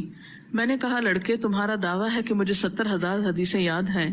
کہنے لگے ہاں بلا شبہ مجھے اس قدر یاد ہیں، بلکہ اس سے بھی زائد. اور صرف حدیثیں ہی یاد نہیں بلکہ جس حدیث کی نسبت سوال کرو گے خواہ مرفوع ہو یا موقوف ہو. مرفوع کا لفظ رفع سے ہے. رفع کا مطلب ہوتا ہے بلند ہونا. وہ حدیث جو حضور صلی اللہ علیہ وسلم تک جاتی ہو، آپ کا قول ہو، ما رفع الی النبی صلی اللہ علیہ وسلم، وہ مرفوع حدیث ہوتی ہے. جیسے یہ قولی حدیث ہے، میں نے ابھی جو قولی کہا نا، یہ سب مرفوع احادیث تھی جس میں حضور صلی اللہ علیہ وسلم نے فرمایا. پھر اس کے بعد آپ دیکھیں کہ وہ حدیث جو حضور صلی اللہ علیہ وسلم تک نہ پہنچے، صحابی کا قول ہو لیکن آپ کے بارے میں ہو مثلاً، تو یہ موقوف کا لفظ وقف سے ہے، رک گئی بات. یعنی آپ نے نہیں فرمائی، آپ سے پہلے ہی رک گئی اور صحابی نے فرمائی. ٹھیک ہے. اور مقطوع تابعی کی طرف نسبت ہوتی ہے. پھر امام بخاری کہتے ہیں کہ آپ صلی اللہ علیہ وسلم کا قول ہو یا فعل ہو، یا صحابہ کرام کا قول ہو یا فعل ہو، یا ان کے روات یعنی ان احادیث کے راویوں کی وفات اور جائے سکونت کی بات ہو، میں سب کے بارے میں بتا سکتا ہوں. اس سے ایک یہ پتہ چلتا ہے کہ اللہ تعالیٰ نے ان کو بہترین حافظہ بھی دیا تھا. حافظے کے بارے میں بھی ایک یعنی میموری کے بارے میں بھی ایک بات یاد رکھیے، اس کو جتنا استعمال کریں گے یہ اتنی چمکے گی. انسان کا حافظہ ایسے ہی ہے کہ اگر اس کو آپ استعمال نہیں کریں تو زنگ لگنے لگے گا. اگر آپ کچھ دن قرآن نہیں پڑھیں تو آپ کو فیل ہوگا کہ میں تو بھول گئی ہوں، بھولنے لگ گیا، لگتا کچھ بھی نہیں آتا، ہوتا نا. لیکن جب آپ پڑھتے رہتے ہیں تو وہ چیزیں بار بار جب ریپیٹ ہوتی ہیں، ریوائز ہوتی ہیں، تو وہ اور چمکنے لگتا. بچپن میں قرآن حفظ کرانے کا رواج تھا امت مسلمہ میں کہ کسی بچے کو اگر عالم بنانا ہے تو ہو سکتا ہی نہیں کہ وہ حفظ قرآن کے بغیر آگے بڑھے. بالکل ابتدائی عمر میں، اور اس سے ان کا مقصد اور غرض کیا ہوتی تھی کہ اس کا حافظہ تیز ہو جائے، دماغ کھل جائے. جب اتنی بڑی کتاب یاد ہو گئی تو پھر چھوٹی چھوٹی کتابیں یاد کرنا کچھ مشکل نہیں ہوگا، اور یہ بات تجربے سے بارہا ثابت ہوئی ہے. لیکن بعض لوگوں کی فوٹوگرافک میموری ہوتی ہے، وہ جو چیز ایک دفعہ پڑھ لیں پھر دوبارہ بھولتے نہیں، اور یہ اللہ کی خاص عنایت ہوتی ہے. ایسی چیزیں اللہ تعالیٰ چند ہی لوگوں کو عنایت کرتے ہیں، اور اس کو بھی پتا ہوتا ہے کہ کون ان چیزوں کی قدر کرے گا. بہرحال ایک بار محمد بن سلام بیکندی نے سفر سے پہلے امام بخاری سے کہا کہ تم میری کتاب کو دیکھ جاؤ اور جو غلطی اس میں پاؤ اس کی تصحیح کر دو. کسی نے علامہ بیکندی سے تعجب سے پوچھا، یہ کون نوجوان لڑکا ہے کہ آپ اس وقت کے امام فن ہیں اور آپ ایک لڑکے سے کہہ رہے ہیں کہ میری کتاب پڑھ کر اس میں کوئی غلطی ہے تو دیکھ لو؟ تو انہوں نے جواب دیا، ھذا الذی لیس مثلہ، یہ وہ ہے بچہ جس کی طرح کا میں نے اور کوئی نہیں پایا، لیس مثلہ، اس کا کوئی ثانی نہیں. علامہ بیکندی کہتے ہیں کہ محمد بن اسماعیل جب میرے درس کے حلقے میں آتے ہیں تو مجھے حدیث بیان کرنے میں خوف معلوم ہوتا ہے کہ کہیں میں اس کے سامنے کوئی غلطی نہ کر جاؤں. یہ سب کچھ اس وقت تک ان کی شہرت اور ان کا یہ علم تھا جب تک وہ ابھی اپنے اصل وطن بخارا میں تھے، 16 سال کی عمر تک. 16 سال کے بعد وہ اپنے وطن سے نکلتے ہیں، اور ابھی آگے بہت کچھ سیکھنے کو ہے.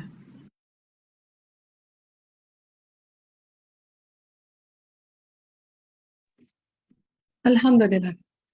چلیں جی، ماشاءاللہ کتنا کچھ آج ہم نے بھی سیکھا. تو ذرا دیکھتے ہیں کہ آج ہمارا جو ڈسکشن ٹائم ہے اس میں تھوڑا سا ریویژن کرتے ہیں، دیکھتے ہیں ہم نے کیا سیکھا. سب سے پہلا سوال ہم دیکھتے ہیں ہماری اسکرین پر کیا ہے، اور دیکھتے ہیں کہ آپ میں سے کون جواب دینا چاہے گا. ہینڈ ریز کریں. ہماری کلاس کا اصول یہ، جس نے جواب دینا ہے وہ ہینڈ ریز کرے. میں دیکھتی ہوں کن کن نے ہینڈ ریز کیا ہوا ہے. ڈاکٹر نور، آپ بتائیں گی اس کا جواب؟ سب سے پہلا ہاتھ کھڑا ہے آپ کا. السلام علیکم. ویسے میں نے ایک سوال پوچھنے کے لیے کیا تھا، وہ پھر یہ جواب بھی دے دیتی ہوں. حدیث کا علم ایک ایسا علم ہے جی جس میں رسول اللہ صلی اللہ علیہ وسلم کے اقوال، آپ صلی اللہ علیہ وسلم کے افعال اور آپ کی تقریرات اور آپ کے حالات کا ذکر کیا جاتا ہے. حسن تھی، ماشاء اللہ، ویری گڈ، بالکل درست جواب. سوال کیا پوچھنا تھا آپ نے؟ وہ یہ بیچ میں استاذہ نے بتایا تھا مرفوع حدیث، مکتوب، اور ایک اور نام تھا، وہ مجھ سے مس ہو گیا. ہاں چلیں، وہ آگے سوال آ رہا ہے، انشاءاللہ کوئی ساتھی بتائے گا تو آپ نوٹ کیجئے گا، اور یہ کئی دفعہ آگے بھی آتا جائے گا انشاءاللہ. یہ چیزیں بہت دفعہ ابھی بخاری میں بہت دفعہ آئیں گی انشاءاللہ، ہم ریپیٹ کرتے جائیں گے. بارک اللہ فی علمک. ٹھیک ہے، چلیں جی نیکسٹ سوال دیکھتے ہیں. نیکسٹ کیا ہے؟ اسکرین پہ دیکھتے ہیں سوال. دیکھا یہ حدیث، ماشاءاللہ یہ وہی سوال جو ابھی ڈاکٹر نور نے کیا وہی ہم نے پوچھا ہے، اور ہم چاہیں گے کہ آپ میں سے کوئی بتائے. کون بتانا چاہے گا؟ توقیر آپ بتائیں گی؟ توقیر آپ کو آتا ہے اس کا جواب؟ کس کو آتا ہے کہ یہ فل ان دی بلینکس میں کیا آئے گا؟ موقوف. نہیں، پورا پڑھ کے بتائیں نا. موقوف کس جگہ آئے گا؟ عسکری بھائی میں موقوف وہ حدیث ہے جس کی نسبت نبی صلی اللہ علیہ وسلم تک جاتی ہو. میں بتاؤں؟ نہیں، یہ نہیں ہے، یہ نہیں ہے. چلے ریشما جی سے توقیر بتائے. جی مرفوع میں ریشما مرفوع سے رفع. ایک منٹ میں نام لوں گی پھر ریشما آپ بتائیے. جی مرفوع رفع سے وہ حدیث جو آپ تک جاتی ہو. اسی طرح موقوف جو آپ نے نہیں کہی، صحابی تک جا کر رک گئی، آپ نے نہیں کہی ہے، اور یہ حدیث جو ہے وہ صحابی تک جا کر رک گئی ہے، تو وہ جو ہے موقوف ہے. مرفوع جو ہے تابعی کی نسبت ہے. گڈ، بارک اللہ فی علمک. دیکھیں مرفوع رفع سے ہے. رفع کا مطلب ہوتا ہے اوپر اٹھنا، تو اوپر اٹھ کے کہاں تک چلے گی؟ نبی صلی اللہ علیہ وسلم تک چلے گی. یوں یاد رکھ لیں، مرفوع رفع نبی صلی اللہ علیہ وسلم تک چلی حدیث، وہاں سے قول آ رہا ہے آپ کا. موقوف اس کا روٹ وقف ہے نا، یعنی رک گیا، تو رکنے کا کیا ہے کہ صحابی پہ آ کے رک گئی. اور مقطوع یعنی قطع، کٹ گئی. کہاں تک؟ یعنی تابعی کا بیان ہے، وہ اس سے اوپر حدیث میں نبی صلی اللہ علیہ وسلم تک نہیں جا رہی. وہ کیسے ہے اور کیا ہے وہ انشاءاللہ آگے آپ کو پتہ چلتا جائے گا، اور علوم الحدیث میں اس کو بہت ڈیٹیل پڑھنا چاہیں تو انشاءاللہ ان کو بھی چیزوں کو آہستہ آہستہ آپ کو بتاتے جائیں گے. ٹھیک ہے جناب، ابھی بس سنتے جائیں، لیتے جائیں. نیکسٹ دیکھتے ہیں جی، اس خالی جگہ کو کون پر کرے گا؟ توقیر آپ کریں، اپنا مائک کھولیں. پچھلی دفعہ آپ بتانا چاہ رہی تھی، دیکھتے ہیں شاید آپ کا مائک کھل جائے. جی توقیر بتائیں گی؟ جی انبیاء کا ورثہ علم ہے. پہلے میں کیا آئے گا؟ ڈیش نبیوں اور علماء کے وارث ہیں. یہاں کیا آئے گا؟ جی تو میرے پاس تو صرف میں نے یہی نوٹ کیا ہے کہ نبیوں اور رسولوں کے وارث اور ان کے جانتے. جی اچھا ٹھیک ہے. علم کو ورثہ دیتے آپ ہیں. نے کیا تو نوٹ کیا ہے وہی بتا دیں چلیں. میں نے یہ نوٹ کیا ہے کہ انبیاء کا ورثہ علم ہے. میں بتاؤں؟ ٹھیک ہے. عظما اچھا جی میں بتاؤں کون شبانہ؟ بتانا چاہے گا؟ نام لیں اپنا. عظما علماء عظما نبیوں. نہیں دیکھیں پلیز، اس کلاس میں آپ نے خود سے نہیں بتانا. میں نے جس کا نام لینا ہے وہ ابھی سے ہم طے کر لیں. میں نام لوں گی. نام لیں. کون بتانا چاہتا ہے؟ کس کو پتا ہے؟ عظما اپنا نام لیں. میں عظما ڈاکٹر بتائیں. نسیم. عظما آپ بتائیں. علماء نبیوں کے اور رسولوں کے وارث ہیں اور ان کے جانشین ہیں، اور ان پیغمبروں نے درہم اور دینار کو نہیں چھوڑا بلکہ علم کو ورثے میں چھوڑا. ٹھیک ہے، گڈ. نبیوں اور رسولوں کے وارث کون ہیں؟ علماء، عالم جو ہیں، جو صحیح واقعی علم ہے، جن کے عمل میں بھی وہ چیز ہے، اور علم کو ورثے میں چھوڑا ہے. توقیر آپ نے جواب آدھا درست دیا تھا، دوسرے الفاظ میں دیا تھا، لیکن جواب وہ درست تھا. گڈ. نیکسٹ دکھائیں جی. ہاں اس میں کیا آئے گا؟ آپ صلی اللہ علیہ وسلم نے کس کو فرمایا تھا کہ لکھا کرو، اور آگے جو پوری بات ہے اس کو کون فل کرے گا اور کون پوری اس کو پڑھے گا؟ رفیہ آپ بتائیں گی؟ میں رفیہ لویا آپ بتائیں گی؟ شاہدہ رفیہ پروین. کو آواز نہیں. شاہدہ پروین بتائیں. عمر بن عاص کو آپ نے فرمایا تھا. عبداللہ عمر بن بن عمر. عاص. ہاں پھر سے جی بتائیں. عبداللہ بن عمر و بن عاص. بن عاص. گڈ. جی رضی اللہ رضی عنہ. اللہ عنہما. دونوں کے ساتھ، دونوں صحابی ہیں تو عنہما آئے گا دونوں کے ساتھ. جی گڈ. ٹھیک ہے جی. آنسر دکھائیں. بارک اللہ فی علمک. عبداللہ بن عمر، عبداللہ بن عمر. عمر نہیں عمر، کیونکہ بعد میں واو آ رہا ہے نا تو اس کو عمر پڑھا جائے گا. یہ بھی ایک طریقہ ہے پڑھنے کا. اگر عین میم رے کے بعد واو آ جائے تو پھر اس کو عمر نہیں پڑھتے، اس کو عمر پڑھتے ہیں. یہ عربک کا ایک پڑھنے کا اسلوب ہے. یہ بھی ہوتا چلتا جائے گا آگے آپ کو. ٹھیک ہے جناب، یہ جواب بھی درست ہوا. ماشاءاللہ بارک اللہ فی علمک. نیکسٹ سوال دیکھتے ہیں جی. یہ تو بہت آسان ہے. یہ تو میں چیٹ میں چاہوں گی کہ آپ لوگ چیٹ میں لکھیں اس کو. دیکھیں کتنے لوگوں کو پتا ہے کہ امام بخاری کا نام کیا تھا. ماشاءاللہ. افشان ہے، سہرش. کون بتانا چاہے گا؟ کون بتائے گا کیا نام تھا؟ بطول آپ بتائیں. چلیں فرحت آپ بتائیں کیا نام تھا؟ محمد بن اسماعیل محمد نام تھا امام بخاری کا، اور ٹھیک ہے، محمد نام تھا. بس عبداللہ. محمد ہی ہمیں محمد ہی نام چاہیے تھا بس. جزاک اللہ خیر کثیرہ. اور ماشاءاللہ میں دیکھ رہی ہوں کہ ہماری چیٹ میں بہت سے لوگ نے بہت تیزی سے نام لکھے ہیں. دیکھیں ہم نے صرف نام پوچھا تھا، پہلا نام بتائیے، ایک ڈیش ڈالا تھا. بہت پورا اینڈ تک نہیں چاہیے ہمیں. ٹھیک ہے جناب، آپ کا نام امام، کیونکہ بہت سے لوگوں کو امام بخاری معلوم ہے، انہیں یہ نہیں پتا ان کا اصل نام کیا ہے. تو آج انشاءاللہ آپ نے بتا دیا، آپ کو یاد رہے گا. نیکسٹ دکھائیے جی. نیکسٹ سوال کیا ہے؟ اچھا یہ اب کون بتائے گا کہ امام بخاری کی کنیت ابو عبداللہ ہونے کی بنیادی وجہ کیا ہے؟ کس کو معلوم ہے؟ توقیر بتا دیں. جنہوں نے جواب دے دیا وہ نہ بتائے، کوئی اور بتائے. جی میں بتاؤں. میں کون؟ شبانہ. فاطمہ یوسف. فاطمہ آپ بتائیے. ٹیچر وہ اس کنیت کی بنیاد یہ تھی کہ عربوں میں نا کہ یہاں کا نا وہاں کا رواج تھا کہ اگر ایک نام کے بہت سے لوگ ہیں تو ایک کو دوسروں سے نا ممتاز کرنے کے لیے کنیت استعمال کی جاتی تھی، یعنی کہ ڈفرینس بتانے کے لیے.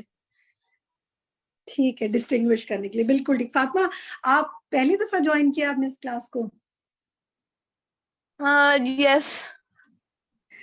اچھا کیا ایج ہے آپ کی؟ 15. ماشاءاللہ. تو یہ آپ کو کیسے شوق آیا حدیث پڑھنے کا؟ ٹیچر بس مجھے الہدا کا شوق تھا تو میں نے کہا حدیثیں سیکھنی چاہیے تاکہ میں آپ صلی اللہ علیہ وسلم کی لائف کو اپنے اندر لا سکوں، ان کے طور طریقوں کو، اس لیے میں نے کلاس جوائن کر لی. بارک اللہ فیک. دیکھیں اب انہوں نے 16 سال کی عمر میں علم کے لیے سفر شروع کر دیا تھا اور آپ نے 15 سال کی عمر میں حدیث کی کلاس جوائن کر لی. مجھے بہت خوشی ہوئی. اپنے اور فرینڈس کو بھی بتائیے گا اور لوگوں کو بھی لائے. اللہ تعالیٰ آپ سب کے علم و عمل میں برکت کرے. ٹھیک ہے جناب. اچھا جناب, اب ہم دیکھتے ہیں نیکسٹ کویسچن ہمارا کیا ہے. یہ علل کے بارے میں بات ہے نا, تو کون بتائے گا کہ علل کیا ہوتی ہے, کیا ہوتا ہے علل؟ جو بتانا چاہے وہ اپنا نام لے. رابعہ بتائیں. رابعہ جس نے پہلے نام لے لیا میں اس سے پوچھ رہی ہوں. رابعہ بتائیں. علت سے ہے اور وہ سبب جو مخفی چھپا ہوا ہوتا ہے لیکن وہ حدیث کی صحت پر اثر انداز ہوتا ہے. حسن تھی, ماشاء اللہ, گڈ. مجھے بڑی خوشی ہو رہی ہے کہ آپ نے بڑے غور سے سنا ہے, کیونکہ کتنے ساتھی جواب دینے کی کوشش کر رہے ہیں. الحمدللہ سب کے لیے اللہ تعالیٰ بہت برکتیں کرے. آپ کے لیے آپ کو استقامت نصیب کرے اور آپ کے ذریعے خیر اور علم آگے تک جائے انشاءاللہ. نیکسٹ دکھائیں جی. نیکسٹ کیا ہے؟ حدیث کی مجلس کے آداب کے حوالے سے آج جو آپ نے سنا اس پر آپ کیسے عمل کریں گی؟ اب جو بتانا چاہے وہ اپنا نام لے. آپ نے کیا آج حدیث کی مجلس کا ادب سیکھا اور آپ کے خیال میں آپ کیسے عمل کریں گی؟ زونی آپ بتائیں گی. جی, میں نے یہ سیکھا ہے کہ وہ اکثر ہم ایسے مجلسوں میں جاتے ہیں تو بچوں کو نہیں لے کر جاتے کہ بھئی یہ بچے ہمیں سننے نہیں دیں گے, ڈسٹرب ہوں گے.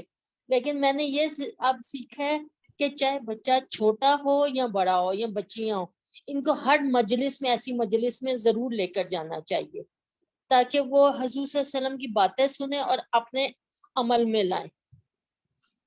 اچھا چلیں ٹھیک ہے, آپ نے یہ سیکھا. اور بتائیں کوئی اور کون جی, بتائے گا؟ شبانہ. شبانہ بتائیں. جی, میں نے یہ سیکھا کہ جب حدیث کی بات ہو رہی ہو یا حدیث کی کوئی مجلس ہو تو جس طرح سے قرآن کی مجلس کا احترام کیا جاتا ہے اسی طرح سے حدیث کی مجلس کا بھی احترام کیا جائے اور غیر ضروری کام نہ کیے جائیں, بلکہ غیر ضروری ادھر ادھر ہلنا اور فضول قسم کی سوچیں ان کو بھی اپنے ذہن سے نکالنا چاہیے.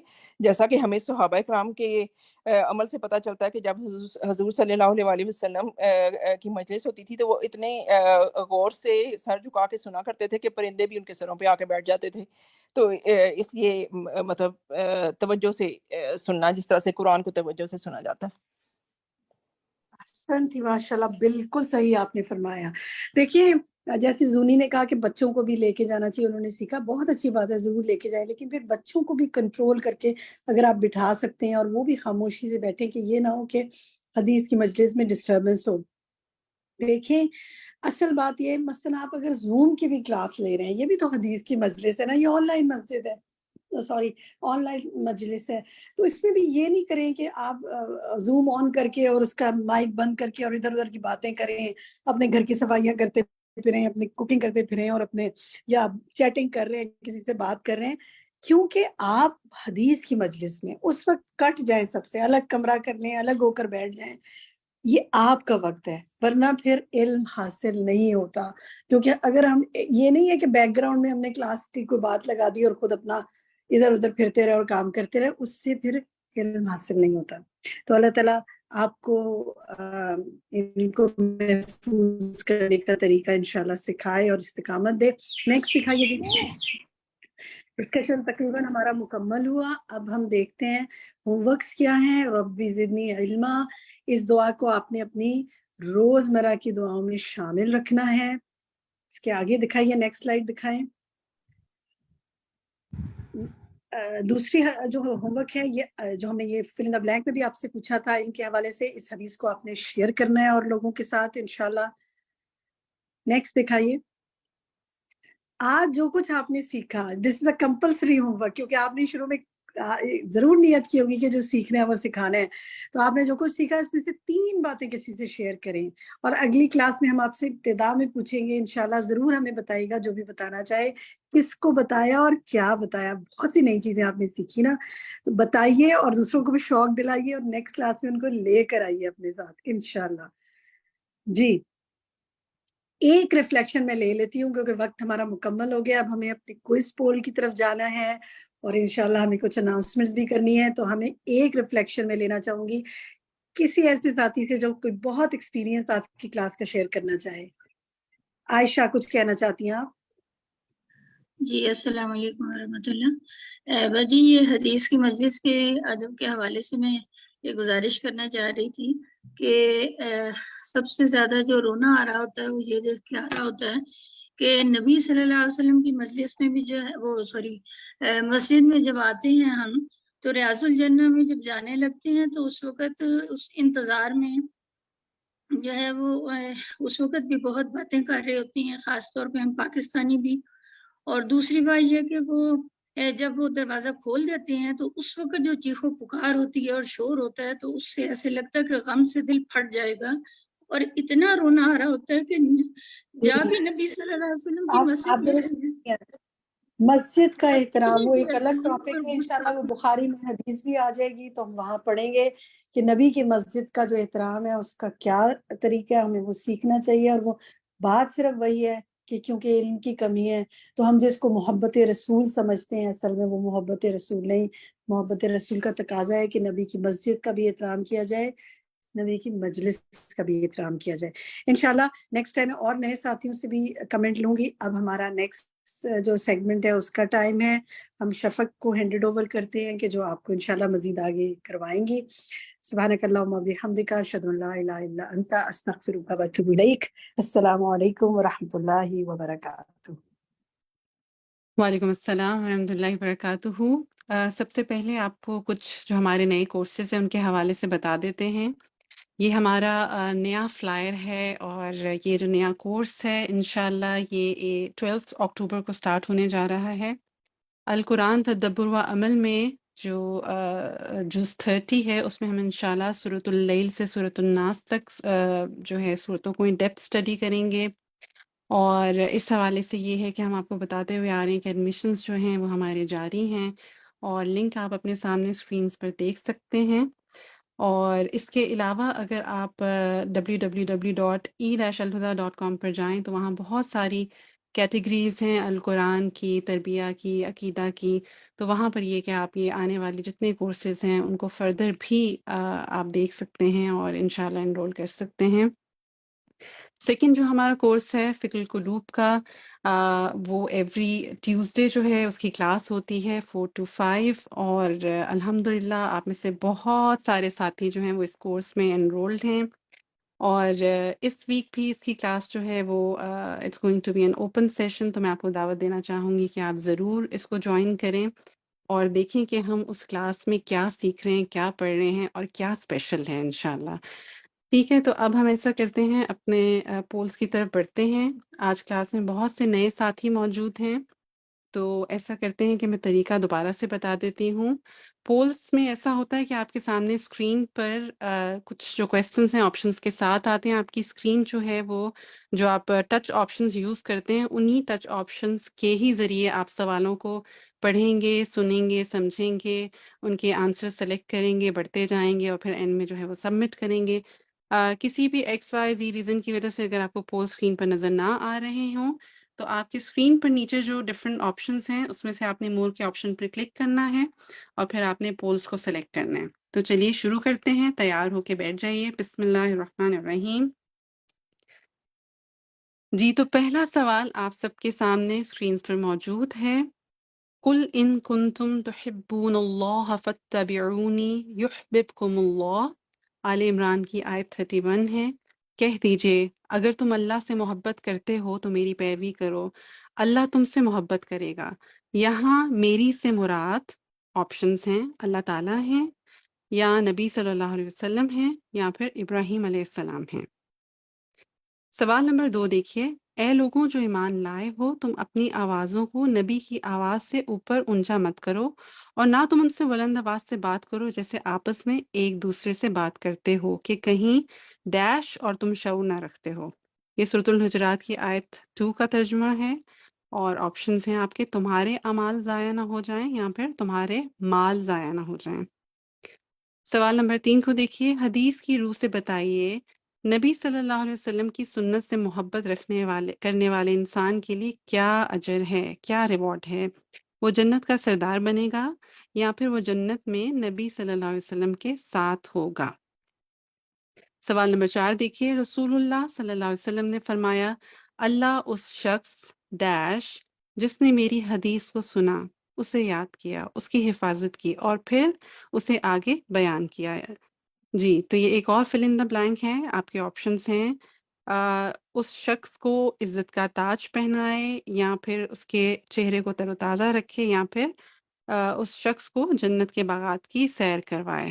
ٹھیک ہے، تو آگے بڑھتے ہیں سوال نمبر 5 کی طرف۔ حدیث کا موضوع کیا ہے؟ آپشنس ہیں ذات رسول صلی اللہ علیہ وسلم، غزوات، یا پھر فقہی معاملات۔ سوال نمبر 6 ہے، امام بخاری کا لقب ڈیش اور ڈیش ہے۔ آپشنس ہیں امام المحدثین، امیر المؤمنین فی الحدیث، یا امام الفقہ اور امیر المؤمنین فی التفسیر۔ 2 آپشنس ہیں، آپ نے صحیح آپشن سلیکٹ کرنا ہے۔ اور اگلے سوال کو دیکھتے ہیں۔ امام بخاری کے آباء و اجداد کا تعلق ڈیش سے تھا اور آپ ڈیش نسل سے تھے۔ تو آپشنس ہیں ترکیہ، ترکی، یمن عربی، یا ایران عجمی۔ جی میں دیکھ رہی ہوں چیٹ میں کہ کافی ساتھی جو ہیں بڑے ایکسائٹیڈ ہیں، انہوں نے ماشاءاللہ کر بھی لیا ہے، اللہم بارک۔ سوال نمبر 8 دیکھتے ہیں، امام بخاری کے والد ڈیش کے شاگرد تھے۔ آپشنس ہیں امام ابو حنیفہ، امام مالک، یا پھر امام شافعی۔ سوال نمبر 9 ڈیش وہ حدیث ہے جس کی نسبت نبی صلی اللہ علیہ وسلم تک جاتی ہو، آپ صلی اللہ علیہ وسلم کا قول ہو۔ آپشنس ہیں غریب، مقطوع، یا پھر مرفوع۔ آخری سوال، موقوف وہ حدیث جو رسول اللہ صلی اللہ علیہ وسلم تک نہ پہنچے، ڈیش کا قول ہو لیکن آپ صلی اللہ علیہ وسلم کے بارے میں ہو۔ آپشنس ہیں صحابی یا پھر تابعی۔ جی تو یہاں پر جو ہے ہمارے 10 کویسچنس کمپلیٹ ہوتے ہیں، اور ماشاءاللہ 40 پلس جو اسٹوڈنٹس ہیں وہ پارٹیسپیٹ کر چکے ہیں۔ اگر آپ کے کوئی بھی سوالات ایڈمیشنس کے حوالے سے ہوں تو آپ ہینڈ ریز کر سکتے ہیں۔ جتنے بھی ہمارے نئے کورسز جو ہیں وہ آن گوئنگ ہیں، جیسا کہ میں نے آپ کو بتایا کہ منڈے کو اب یہ بخاری کا کورس ہے، اور پھر ٹیوزڈے کو جو ہے وہ فقہ القلوب ہے، پھر اسی طرح منڈے کو جو ہے وہ عربک جو ایڈوانس گرامر کا کورس ہے وہ بھی چل رہا ہے، اینڈ دین تھرسڈے جو ہے وہ انشاءاللہ القرآن تدبر و عمل۔ تو پورے ہفتے میں بہت سارے کورسز ہیں اور بہت سارے آپشنس ہیں۔ ناظرہ نے سب سے پہلے ہاتھ اپنا اٹھایا تھا۔ ناظرہ اگر آپ کا سوال ایڈمیشنس کے حوالے سے ہے تو پلیز آپ کر لیجئے۔ باجی میں نے آپ سے پوچھنا تھا، یہ حدیث یعنی بک صحیح بخاری کی بک 8 جز آپ نے کہا تھا نا منگوانے کے لیے؟ 8 جز نہیں ہے، یہ 8 والیومز پہ مشتمل ہے۔ نہیں، آپ نے والیوم 8 کہا تھا کہ 8 والیوم یعنی ہم سلیبس میں پڑھائیں گے۔ نہیں، میں نے یہ کہا ہے کہ 8 والیومز پہ مشتمل ہے، اس میں کل 8 والیوم ہیں۔ ٹھیک ہے، اگر آپ گروپ میں چیٹ میں دیکھیں نا تو یہ ڈیٹیلز ساری اسٹوڈنٹس کو وقتاً فوقتاً بار بار بتائی بھی جا رہی ہوتی ہے وہاں پر۔ غزالہ طارق آپ نیکسٹ سوال پوچھ لیجئے۔ السلام علیکم۔ میں یہ وعلیکم پوچھنا چاہ رہی السلام۔ تھی، میں نے ابھی تک رجسٹریشن نہیں کروائی ہے، ابھی خیال آیا جی دیکھا تو رجسٹریشن کا نمبر بھی آ رہا ہے، تو میں اب کر سکتی ہوں؟ بالکل، جب تک ہیں؟ یہ جو اوپن سیشنز چل رہے ہیں تب تک ایڈمیشنز بھی چل رہے ہیں، جیسے ہی اچھا، اوپن اور سیشنز بند ہو گئے ایڈمیشنز کلوز ہو ایک جائیں گے۔ جی ایک اس کا مجھے فقہ القلوب کے حوالے سے ایک سوال کرنا تھا۔ بک 3 ختم ہوئی ہے اچھا نا ہماری، تو اس میں جی آیا کہ پوری ہول بک سے آپ کا وہ ہوگا کیا ہے اسائنمنٹ ہے نا، وہ مجھے جی پوچھنے میں پتہ نہیں کیوں ڈر لگ رہا ہے کہ میں کہیں پوری کر پاؤں گی کہ نہیں کر پاؤں گی، کتنا ٹائم ہے، بس مجھے اس کا بتائیں میں کیا کروں۔ آپ دعا مانگیں، اللہ کا نام لیں اور شروع کر لیں انشاءاللہ۔ اگر آپ نے سب لیسن سنے ہوئے ہیں اور آپ کے نوٹس الحمدللہ، بنے ہوئے ہیں تو آپ کو فکر کرنے کی ضرورت نہیں ہے۔ ٹھیک ہے، اللہ تعالیٰ انشاءاللہ مجھے آسانی پتا کا ہے، معاملہ کریں گے۔ اتنا انشاءاللہ مشکل انشاءاللہ نہیں ہے، جزاک اتنا مشکل نہیں ہے، مجھے معلوم ہے آپ کر لیں اللہ، گے انشاءاللہ۔ انشاءاللہ آپ کر لیں انشاءاللہ گے تعالیٰ اللہ انشاءاللہ۔ تعالیٰ ربی زدنی علما۔ جزاک اللہ، السلام علیکم۔ آمین۔ وعلیکم السلام۔ السلام، جی زنی۔ میں یہ پوچھنا چاہتی ہوں کہ میں انشاءاللہ تعالیٰ ان دونوں کورسز کی میں کروا لوں گی ایڈمیشن۔ یہ بس پوچھنا ہے کہ وہ جو اس میں آئی ڈی کارڈ کا جو کرتے ہیں، کیا یہ ہر دفعہ ہمیں کرنا پڑے گا؟ کیونکہ اگر میرا آپ تو نے ہوا ہوا ہے۔ جی میں اس کا جی جواب دے دیتی ہوں کہ دیکھیں اگر آپ نے ایک دفعہ جو ہمارا نیا وہ ہے پلیٹ فارم www.e-alhuda.com، اس پر اپنا ایک دفعہ اکاؤنٹ آپ نے بنا لیا ہے اور یہ ساری انفارمیشن آپ نے دے دی، تو دوبارہ آپ کو اس میں سے کوئی بھی اسٹیپ ریپیٹ نہیں کرنا ہے، ٹھیک ہے؟ اب سمپلی جو ہے آپ اپنا اکاؤنٹ میں لاگ ان کریں، اور لاگ ان کرنے کے بعد آپ کورسز میں جائیں، وہاں آپ جا کے دیکھیں گے کہ ڈفرینٹ کیٹیگریز جیسے میں آپ کو بتا رہی ہوں۔ اب فقہ القلوب کا کورس ہے، آپ اس میں تربیہ میں دیکھیے، پھر اسی طرح حدیث کا کورس جو ابھی ہم صحیح بخاری کریں وہ حدیث کی کیٹیگری میں ہے، القرآن تدبر و عمل کا جو کورس ہے وہ آپ القرآن میں آپ کو ملے گا، اسی طرح گرامر کا کورس جو ہے وہ بھی آپ کو القرآن کی کیٹیگری میں ملے گا۔ تو بس آپ اس کیٹیگری میں جائیں، کورس پہ کلک کریں، آپ فردر اسکرین پر ہی آپ کے سامنے اسٹیپس آتے جائیں گے آپ کو کیا کرنے ہیں، اور پھر یہ کہ اینڈ میں آپ کے سامنے آپ کا لنک جنریٹ ہو جائے گا۔ آپ چاہیں تو خود فی پے کر لیں اسی ٹائم، یا پھر آپ وہ لنک کاپی کر کے کسی کو بھی بھیج دیں۔ وہاں پر 3 آپشنز ہیں، جیز کیش ہے، ایزی پیسہ ہے، اور کارڈ سے پیمنٹ ہے۔ ان تینوں میتھڈ کے علاوہ جو ہے کوئی اور میتھڈ نہیں ہے۔ آپ کافی سارے ساتھی پوچھ رہے تھے بینک ٹرانسفر کر لیں، تو بینک ٹرانسفر کا آپشن نہیں ہے۔ تینوں آپشن وہ آپشن ہیں جو آپ عام آج کل استعمال کر رہے ہیں۔ تو یہ ہے کہ بس اس پر آپ اس کو انفارمیشن کو ایڈ کریں اور یہ کہ پروسیڈ کریں انشاءاللہ۔ اچھا، اب میں یہاں پر جو ہے یہ سوالات کا سلسلہ جو ہے وہ sorry I will have to cut it off, اور میں چاہوں گی کہ اگر آپ کے کوئی سوالات ہوں آپ مجھ سے ضرور پوچھیں۔ You can always text me on what's app انشاءاللہ، اور یہ کہ میں پوری کوشش کروں گی کہ میں آپ کو جلد از جلد جو ہے وہ جواب دے دوں۔ اب بڑھتے ہیں ہم اپنے پولس کے ریزلٹس کی طرف اور دیکھتے ہیں کہ آج کے کیا رہے ریزلٹس۔ جی، تو پہلا جو سوال تھا اس میں ہم نے پوچھا تھا کہ یہاں میری سے کیا مراد ہے اس آیت میں، تو اس کا درست جواب جو ہے وہ 88% ساتھیوں نے دیا ہے کہ کہہ دیجئے اگر تم اللہ سے محبت کرتے ہو تم میری پیروی کرو، اللہ تم سے محبت کرے گا۔ میری پیروی کرو یعنی کہ نبی صلی اللہ علیہ وسلم کی پیروی کا حکم ہے یہاں پر۔ جی آگے بڑھتے ہیں، سوال نمبر 2 کو دیکھیے۔ یہاں پر آپ کو ایک ہم نے فل ان دا بلینک دی تھی جس کا درست جواب جو ہے وہ 99% ساتھیوں نے دیا ہے کہ اور ایک ہمیں ادب پتہ چل رہا ہے کہ اے لوگوں جو ایمان لائے ہو تم اپنی آوازوں کو نبی کی آواز کے اوپر اونچا مت کرو، اور نہ تم ان سے بلند آواز سے بات کرو جیسے آپس میں ایک دوسرے سے بات کرتے ہو، کہ کہیں تمہارے اعمال ضائع نہ ہو جائیں اور تم شعور نہ رکھتے ہو کہ تمہیں پتہ بھی نہ چلے۔ تو یہ ہے کہ عبادت بہت مشکل کام ہے، تو جتنا مشکل کام ہے پھر اس کو اتنا ایفرٹ لگائیں کہ سنبھال کے بھی رکھیں انشاءاللہ۔ حدیث کی روح سے بتائیے کہ نبی صلی اللہ علیہ وسلم کی سنت سے محبت کرنے والے انسان کے لیے کیا اجر ہے، کیا ریوارڈ ہے؟ تو یہاں پر ماشاءاللہ 100% ساتھیوں نے صحیح جواب دیا کہ وہ جنت میں نبی صلی اللہ علیہ وسلم کے ساتھ ہوگا انشاءاللہ۔ سوال نمبر 4 جو ہے اس کا درست جواب 90% ساتھیوں نے دیا ہے کہ رسول اللہ صلی اللہ علیہ وسلم نے فرمایا اللہ اس شخص کے چہرے کو تر و تازہ رکھے جس نے میری حدیث کو سنا، اسے یاد کیا، اس کی حفاظت کی اور پھر اسے آگے بیان کیا۔ ماشاءاللہ۔ جی تو سوال نمبر 5 کو دیکھتے ہیں کہ حدیث کا موضوع کیا ہے۔ تو یہاں پر 91% ساتھیوں نے صحیح جواب دیا کہ حدیث کا جو ٹاپک ہے، موضوع ہے، وہ ذات رسول صلی اللہ علیہ وسلم ہے۔ جن ساتھیوں نے کہا کہ فقہی معاملات ہیں تو وہ اپنے پاس اس چیز کو نوٹ ڈاؤن کر لیں کہ حدیث کا موضوع ذات رسول ہے۔ جی امام بخاری کا ہم نے آپ سے لقب پوچھا تھا، تو یہاں پر جو ہے وہ ماشاءاللہ 94% ساتھیوں نے اچھا نیکسٹ ہے کہ لقب کیا ہے۔ ٹھیک ہے، تو یہاں پر جو ہے وہ جو صحیح آپشن ہے وہ پرابلی صرف 94% ساتھیوں نے صحیح جواب دیا کہ امام بخاری کا لقب جو ہے وہ امام المحدثین امیر المؤمنین فی الحدیث ہے۔ ٹھیک ہے ماشاءاللہ، 94% ساتھیوں نے صحیح جواب دیا ہے۔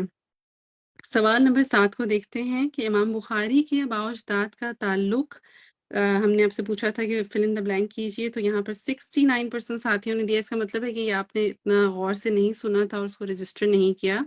اگر آپ صرف اتنا بھی رجسٹر کر جاتے ہیں نا کہ وہ عربی نہیں تھے، عجمی تھے، تو دوسرا آپشن آپ آٹومیٹکلی پک کر جاتے۔ تو اس کو دیکھ لیتے ہیں کہ امام بخاری کے آباء و اجداد کا تعلق ایران سے تھا اور آپ عجمی نسل تھے۔ ٹھیک ہے، سوال نمبر 8 کو دیکھیے کہ امام بخاری کے والد ڈیش کے شاگرد تھے، تو وہ درست جواب جو ہے 65% ساتھیوں نے دیا ہے۔ چلیں اب غور سے سنیے گا کہ آپ کے جو والد تھے وہ امام مالک کے شاگرد تھے، ان کے اسٹوڈنٹ تھے، ٹھیک ہے انشاءاللہ۔ سوال نمبر 9 میں ہم نے آپ سے ایک اور فل ان دا بلینک پوچھی تھی جس کا درست جواب 94% ساتھیوں نے دیا ہے کہ مرفوع وہ حدیث ہے جس کی نسبت نبی صلی اللہ علیہ وسلم تک جاتی ہو، آپ صلی اللہ علیہ وسلم کا قول ہو، جس میں ہم کہتے ہیں نا قول رسول اللہ، ٹھیک ہے، وہ جو احادیث ہیں وہ ساری کی ساری جو ہیں وہ مرفوع ہیں۔ اور آخری سوال دیکھتے ہیں، آخری سوال کا جو جواب ہے وہ تقریباً 77% ساتھیوں نے دیا ہے۔ چلیں دیکھ لیتے ہیں کہ کیا کنفیوژن ہے۔ موقوف وہ حدیث جو رسول اللہ صلی اللہ علیہ وسلم تک نہ پہنچے، ڈیش کا قول ہو لیکن، یعنی کہ کس کا قول ہو؟ صحابی کا قول ہو لیکن آپ صلی اللہ علیہ وسلم کے بارے میں ہو۔ تو اس کو یاد رکھنے کا اب طریقہ کیا ہوگا کہ موقوف وقف، وقف یعنی رک جائے، سلسلہ جو ہے وہ آگے نہ چلے۔ تو یہ ہے کچھ ورڈز کو غور سے دیکھیں، انہی میں سے جو ہیں وہ آپ کو ہنٹس مل رہے ہوتے ہیں۔ تو انشاءاللہ یہ کہ اسی طرح جو ہے وہ فوکس آپ کا بڑھے گا اور علم جو ہے وہ بڑھے گا اور چیزیں جو ہیں وہ انشاءاللہ محفوظ ہوں گی۔ تو آج کی جو کلاس ہے وہ یہیں تک تھی۔ اب ہم دعا کر لیتے ہیں اور انشاءاللہ آپ سے نیکسٹ منڈے جو ہے اسی ٹائم پہ ملاقات ہوگی، دوپہر 3:30 سے 5:15 تک پاکستان ٹائم انشاءاللہ۔ سبحانک اللہم و بحمدک، اشہد ان لا الہ الا انت، استغفرک و اتوب الیک۔ السلام علیکم ورحمۃ اللہ وبرکاتہ۔